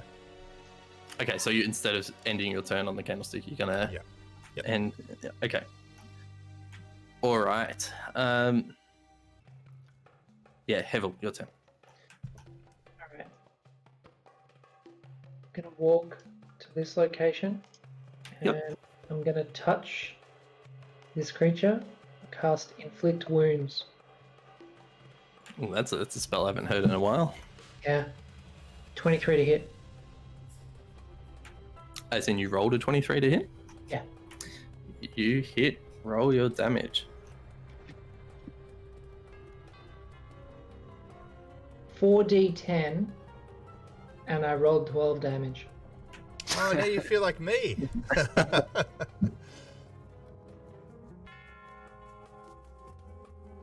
As you reach out to this creature, you hear these really loud screams in Infernal as, while your spell wasn't as powerful, you feel the full brunt of your attack being taken by this creature as his screaming intensifies. You don't like necrotic? Alright, and my hammer will take a swing as well. Yep, roll to hit. 22. That hits, roll damage. 10 plus 4 radiant. 14.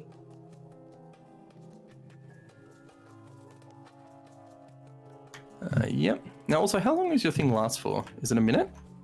1 minute. I think we're getting pretty close. We've had a lot of rounds. We might be getting close to the 1 minute stuff, Andy. I reckon it's been about 30 seconds. That's only 6 turns. You've had this fight's been going for a while. Look, alright. Yeah, that's all right.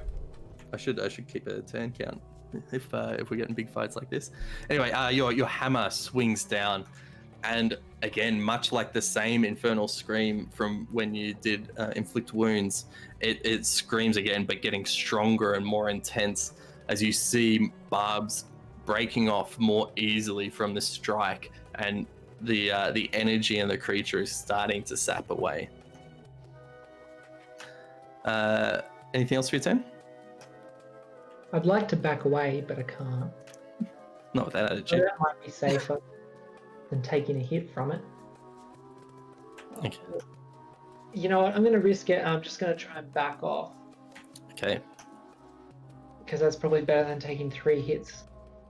But Rhea might keep taking the hits. She's got... Well, if Rhea takes a hit, disadvantage because of that protection. So But I now if won't he takes a swing, It it just depends means on how anyone else, intelligent the demon is. Well, yeah, he could come at me, but, you know. it can choose not to. So as you move away, you see its tail bearing over the top and slamming down with a 20. Non-natural. Yeah. I have 19 now. So that hits. As you take 10 piercing damage as the tail slams onto your legs as you go to move away. I'm down. Okay, Hevel's gone. It is Rhea's turn. Advantage now. On this turn of, can we crit again?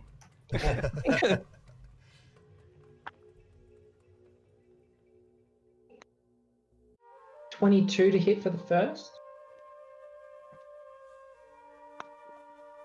And 21 to hit for the second. They both hit. Roll damage.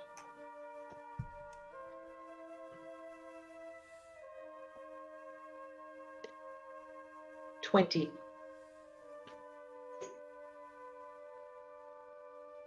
So Rhea, seeing you fall, lets out a barbaric scream herself and attacks with even more ferocity as she strikes through, hitting very cleanly across the chest of this creature, opening up those cuts even more so. The creature, you see blood leaking out of every single cut. The bruises are darkening in color as its energy is nearly depleted. She's lost her protection as well because I'm down.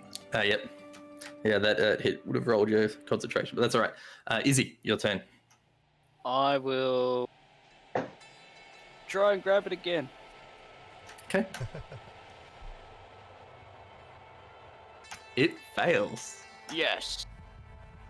So it takes 2d6 bludgeoning damage and is restrained for the spell's duration. That is 10 bludgeoning damage. Concentration up to a minute. The third. As this stone hand clasps around the creature, Thanesh, Rhea, and yourself, Izzy, you hear this unnatural crunch as barbs break off and split off and splinter into the air. You hear a very sharp, infernal squeal as the air is then sucked out of his body, which stops the sound. And Thanesh, you look into this unmoving magical grasp as you see the devil, his eyes rolled back, tongue sticking Did out. something! The creature is now dead. Yeah, I just collapsed on the ground. I'm totally exhausted. So Hevel is still unconscious. I turn to Hevel, reach into his pocket, grab out those good berries, take a few gold for myself, shove it in his mouth. And as he comes to, I'm like, you missed it. Oh my god. The most amazing fucking thing ever just happened. You would not believe it. Words cannot explain, so I won't bother. So how many good berries did you feed him? I look around the room. How many good berries did you feed him? Sorry. Just one. You can figure the rest out. Okay, Hevel. He's a You, big boy. you feel the good berry slide into your throat as you awaken as a magical energy has revitalized you. You have 1 HP and you're now conscious. Give me a second. I've got a few things that I need to tally up for in terms of XP, so just let me tally it up. Good game, Joe. That was 4 for 4, got knocked down. Yeah, each of you got knocked, didn't you? We Yep. did. Except for Rhea. Rhea's still And baller as Hevel always. took the crown. Hevel took it twice. That's usually Twice mine. up and That's down once. no. He went down. I gave him a healing potion, and then he went down again. Ah. You did too. I was so upset I didn't have another wild shape. Yeah, that made that hard. Yeah, I was just walking around. Now you guys know what it's like without me. That was Ah, on fight because it was stressful. That was good. If that made it to a second turn while being grasped, the spell reads, as an action you can cause the hand to crush the restrained target, who must make a strength saving throw again. It takes 2d6 bludgeoning damage on a failed save or half as much as a successful. Okay, can you each please add 925 XP? Oh, that sounds a Yeah. little bit better. Well, considering you took 3 fights in one, right? You're probably meant to do that room before you go in to see her, and Yeah, Amric was well. probably not meant to be there. So you guys got 20? Was it Sorry? 925? 925 each, yes. Oh, over halfway now. Well over.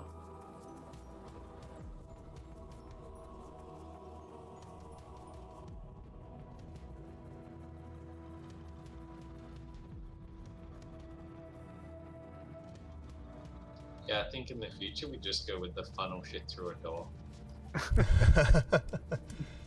That's the new thing. That did cross my mind, but seeing like that fiend and the Duke there, I kind of thought we could just get hammered with spells or something through the door. And in the end, those priests weren't very strong. No. The cultists aren't. You've fought cultists a lot at this stage, and you know that they're not always the strongest tools in the shed. And we were able to get rid of them quickly. So, So did we kill Amric or just knock him unconscious? So you felt that it was a lethal blow, considering that Rhea, I'm pretty sure, critted him when he was on 4 HP. I'll get back up, and I'm seeing that the Duke was throwing spells. I'm very interested, so I want to go and see what she had on her possession. I also want to see. Okay. I didn't think we'd kill them. I thought we talked to them. Yeah. Let's kill them. So you sorry, make a perception check for me. With advantage because Izzy's with you. Not much better. 8. I had a nat 1 on the first one. So you search through in your eagerness to try and find a book, as you have in the past. You flick through all her pockets, you start emptying them, and you pat around her body, but you find no book objects. Izzy, as he's flinging things around, you see pulled out of one of her pockets is a keyring that has 2 keys on it. I use Mage Hand to catch it while it's flying in the air. You While catch they're doing that, I'll go have a look at Amric and check if he's got any plate armor in his pocket. it. Sure. Are you actually searching Emmerich? Yeah, sure. I'll search it. Okay. Yeah, make a perception check. 16. You find some very cut up but lavish clothes on him, as there's several cuts over his body. You see nothing of value besides 3 daggers. Sweet. Alright, I'll take them. Put 'em in my pocket. I loot this fiend. Like, dig into its wounds and feel for its heart. I want a fiend heart. Okay, make a perception check. While he's doing that, I will go and fetch my dagger that was on the ground, and I'll pick up my staff that I dropped in the other room. 8. So you reach around into the fiend. You find that none of the cuts go deep enough. As you pull your hands out, you've got this greyish blood now covering them. It's quite warm, the blood, but not to the point that it's hurting you. But you find that this fiend has no clothes on, so there's nothing else to search. I then go and investigate this statue. Is it made of stone? Okay, yeah, make an investigation check for me, please. Is it stone? Make an investigation check for me, please. I need to know because I get advantage on checking with stone. If something's stone, I get advantage. That's why Let me read. Kind of a catch-22. Now I gotta look over here. God damn it. You have advantage. Cool. That's all I wanted to know. I don't even care. Nah. Alright. Whew, that was lucky. 19. Okay, so it is a stone statue, 7 foot tall, and it is an angel that you can see. Oh, it's a lady in an angelic form. But in the eyes, you see white glow, and that glow looks relatively unnatural for what you would expect from a stone statue. Oh, I attempt to further investigate the eyes, calling the warlock and the sorcerer over to try and figure it out. You yell out for a warlock. Scan for nature magic and let those two figure out the rest. I want to look because I'm curious. I shall investigate the statue. Okay. Are you joining in, Finesh? Yep, I will. Can you each make an investigation check for me, please? I'm the king of rolling today. I don't think I did any better. 7. 21. 7 with a +3. I got a 4. That's what, yeah. Oh, 10. So each of you you're looking over Dinesh and Izzy, you're putting more focus towards the magical side just to try and see if anything seems a bit unnatural. Hevel, you're noting the quality and the craftsmanship of the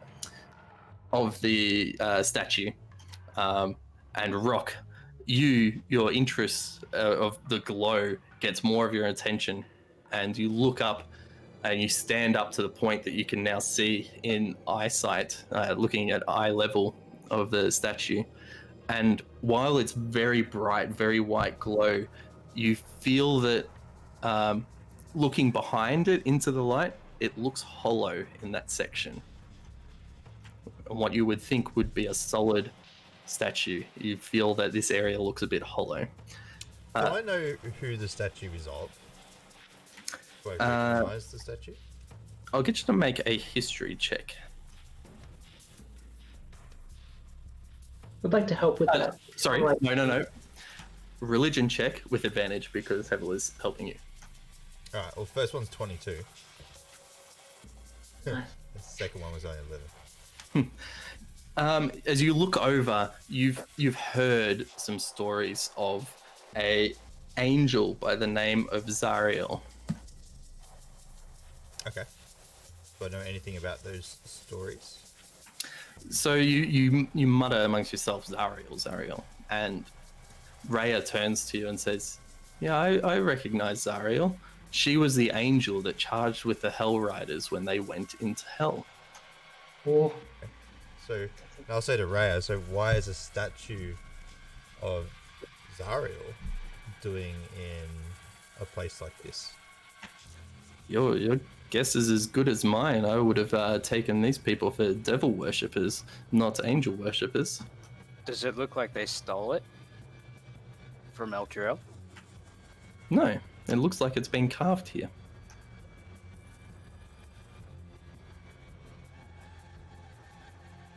Alright.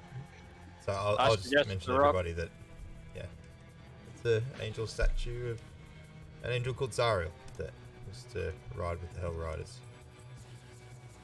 If it's head hollow, it might have something in it. an angel that rode into hell, and they were trying to summon some demon from a shield. Where's the shield? Thaddeus probably has it in a different room. Yeah. But I go into the other room to inspect the altar.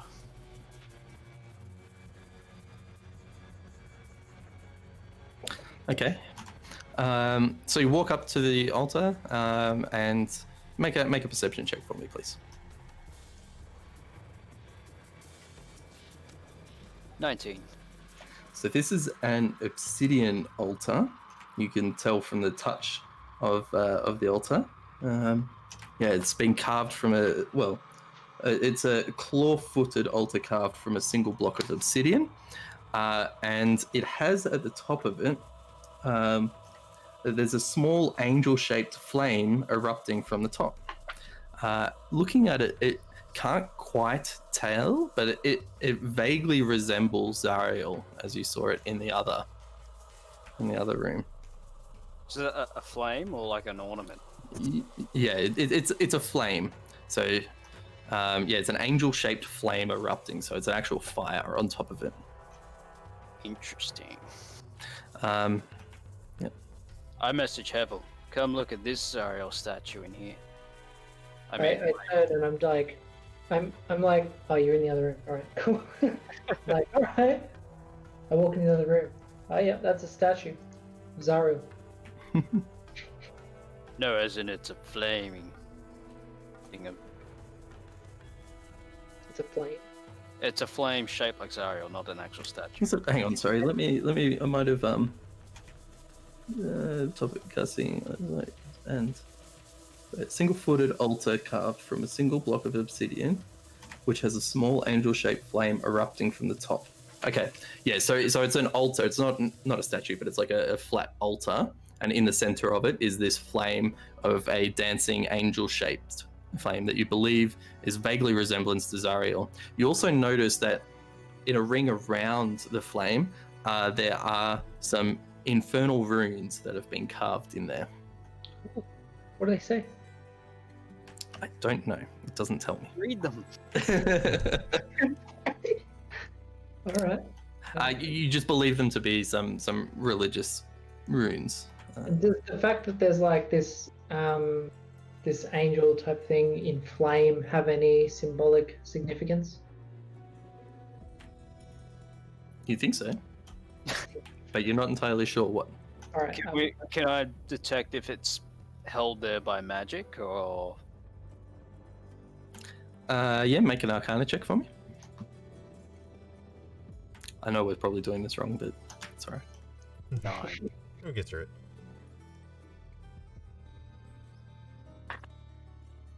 9. 9? Okay. You feel that maybe the runes that are carved in there are somehow keeping the flame alight.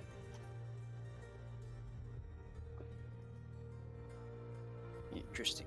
I messaged Rhea, say, I have a flaming idol of Zariel in here. Come up. Rhea walks in. Yeah, she moves in, looks at the flame and says, well, it could be Zariel. I never saw her myself. I mean, we've only ever heard her depicted as an angel. I have to go back. I can't quite remember at this point, but I believe that she fell during the battle with the Hell Riders because she never returned with the ones that returned from Avernus. Oh, maybe she turned. Maybe she like became evil after that, Yeah. and that's why they're like worshiping her and summoning things. No, I'm not too sure, but again, this flame only looks like an angel. Could be Zariel. Could be someone else. Maybe they're trying to contact her and summon a portal to hell, or have Zariel show them how to get to hell. All right. Yeah. Regardless. Getting bored with all this talk, so he wants to get into that statue's head, so he gives it a nudge, trying to push it over. Okay, make a strength check for me, please. Classic. Push the statue over. We haven't done this before. Dinesh strength, why didn't you throw rock at it? No, Yeah. So that's an athletics check, by the way. no, athletics. I have more than that. Please be better. Oh, it was a 7. Oh no, it's a -1. So, yeah. Hate me. So you try your hardest to give it a push. You can't move it anywhere from its position. You do, however, feel that it's not solidly connected to the bottom. I asked Dinesh for help. I am sort of a little bit against defacing statues, at least known sort of good ones. So instead, I want to climb up onto the statue and look around for secret compartments around the head to see if you can get into it without smashing it. Okay. Make an investigation check for me, please. Maybe it's her. Maybe she's in the statue. Ariel. 14. So you, much taller than Rock, find that you don't actually have to climb up, but you can sort of stand on your toes and look in, and you're investigating. You're putting your hands around the back of the head and trying to put your fingers into the eye sockets and stuff like that.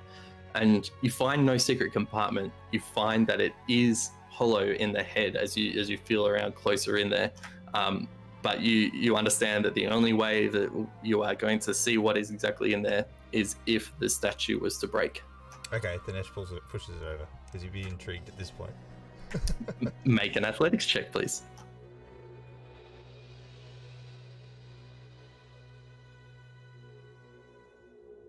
Oh, 15. You push and give a much more solid push than Rock. You can feel it definitely giving some give towards the base, but it is extremely heavy and you cannot get any more movement out of it. I cast Thorn Whip at the skull and try and just crack it. Okay, roll to hit. I suggest to Hevel, did he want to collect those tapestries for his collection? 13.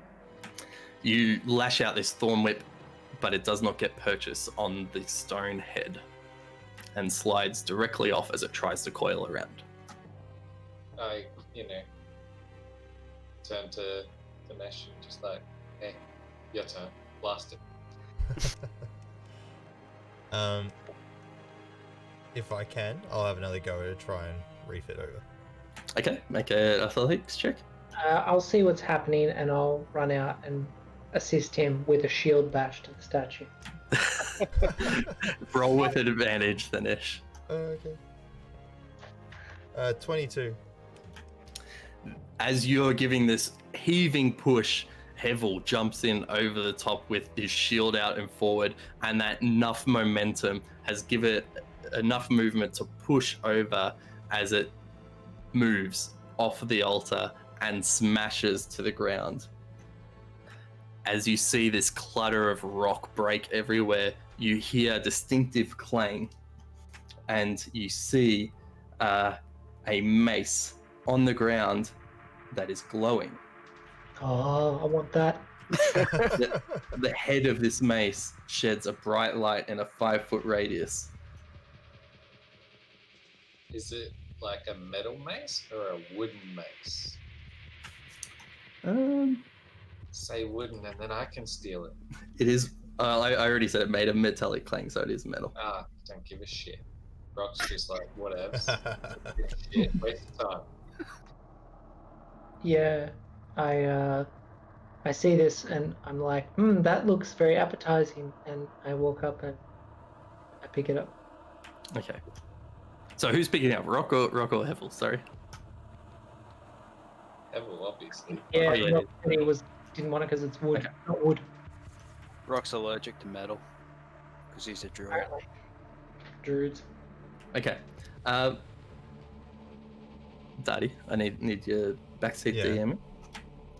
It's a +1 mace. Do you have to identify it? Generally, yeah. Generally? Okay. Yeah. You have a mace. You don't know what it is. But it feels slightly more powerful than your regular mace that you've been using. And I'll tell Hevel, I said, look, leave that with me and I can tell you what it is. All right. Well, it looks like it could be dangerous, so don't so- hurt yourself.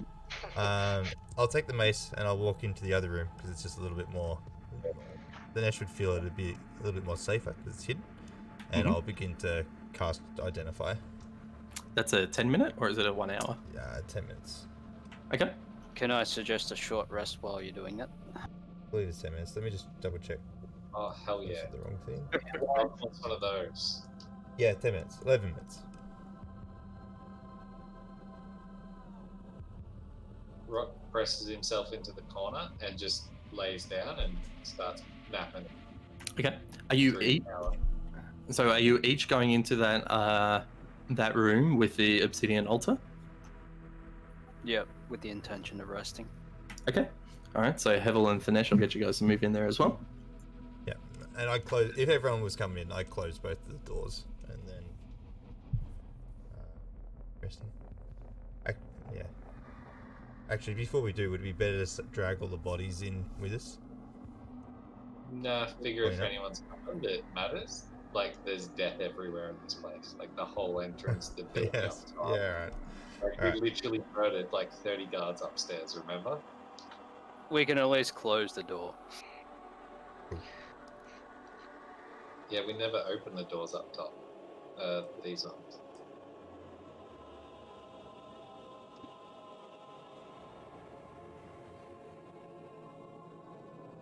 Sorry, I'm just checking real quick on this. While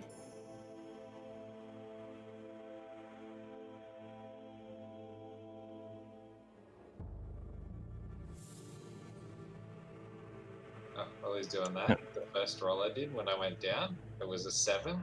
And you know how 7s always look like a fucking 1 when you first look at it? Oh shit, straight up. Oh no.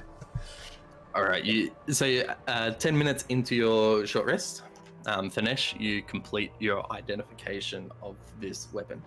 And you hold it out in front, and you find that while wielding it, you can extinguish or ignite this light as often as you want There's like a light switch almost. So you see the head of the mace just blinking on and off real quick. Like, oh, this is cool. So please add a +1 mace to your inventory. I'll pass it to Hevel. So Yep. So it's a +1 mace with a special ability. Yep. That doesn't require attunement. You don't need to be attuned to it. You just find that by channeling just a small bit of energy, you can turn it off or on. But it does take an action to do so. I'll explain how to work it to Hill and give him the 101. Yep. The light itself sheds bright light in a 5-foot radius and dim light in an additional 5 feet. So it's only a small bit, but it's what you worked out gave off the glowing eyes look inside the statue. Okay. As the rest of your watch, as your rest continues, you hear faintly through the northern door. You hear other doors open, and in scurry a pair of footsteps, and you hear them yell out, "The Duke's dead too, and this room as well. We need to go alert the others."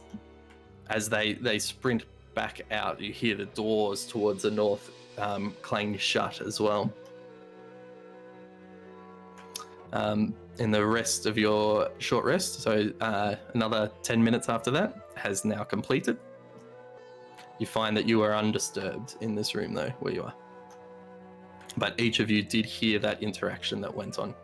Shit. So please complete a short rest, and at that point we will end this week's session. You guys must be pretty close to level 5 as well, I'd imagine. Nope. Even with all that XP. Yeah, still It's like miles 1,500 away. 1,500. Darty, you've missed some XP, by the way. Have I? All the others are on 5,067. You are behind by a bunch. Yeah, but you're also behind in combat a bunch. Yeah, he doesn't do as much as the rest of this. Hey. Come on, he shot off a poison bean into a poison immune creature. Give him a break. I breathe a whole heap of cold. Carry all those things on those discs and loot all those books. We cannot forget the books, guys. Alright, so I think in terms of items you guys got, Izzy, you got 2 keys on a key ring from Thalamra. Yep. And I think Hevel got some daggers, and he's got that +1 mace. Did we get any gold? Not at this point.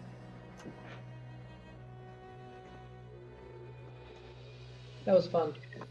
Yeah, that was tough. That was good. Well done. That was a very strong fight for you guys. Yeah. If I'd like only to we point didn't out, go. I felt quite useful during that fight. You did. You And it was did most satisfying. damage to the fiend. Spiritual weapon's pretty cool. I like that. Yeah. Yeah, Hevel, pretty much all of your attacks did full damage, I think, to that creature. Very good. It wasn't even just that, it was the fact that like quite a few people went down and I was like, get back up. It's good. I'm pretty sure, did each of you, except for maybe Rock, use all of your spell slots? I think have you were one getting level low. 1 left. Yeah, same. One left. I would have gone and hit him with my stick, but I left that in the other room, so I was just throwing spells. I have 1 level 2 slot and 2 level 1 slots left. Mine are way too situational. Yeah. I haven't had to actually like sit there and use them yet, so haven't sat there and gone, I don't have a single target damage. Yeah, if you had your other wild shape, might have gone a little different. Yep. I was gonna go butt skin and then go bear form and then just start mauling the fuck out of everything. But no. So- I already need Spike Man. I was thinking during that, like, a good tank with me just sitting on the sidelines with protection from good and evil would have been good, because it's like disadvantage against that fiend and then heaps of health to just deal with it. Well, you gotta use Raya for that, and it worked out well because with his when he worked out that things were not quite going his way, he was going to start changing targets, but you all Yeah. managed to get rid of him in time. I was concerned. I did contemplate jumping in just so that Ray would have advantage, but I wouldn't have been able to take too many hits if he decided to. Yeah, he was pretty powerful. Yeah, I think it's better if the squishies stay out, just for the lack of dropping and having to deal with it. That and the concentration on the maximum fist thing. Yeah. Anywho, I am gonna go sleepy time. Alright. Yep. Head off as well.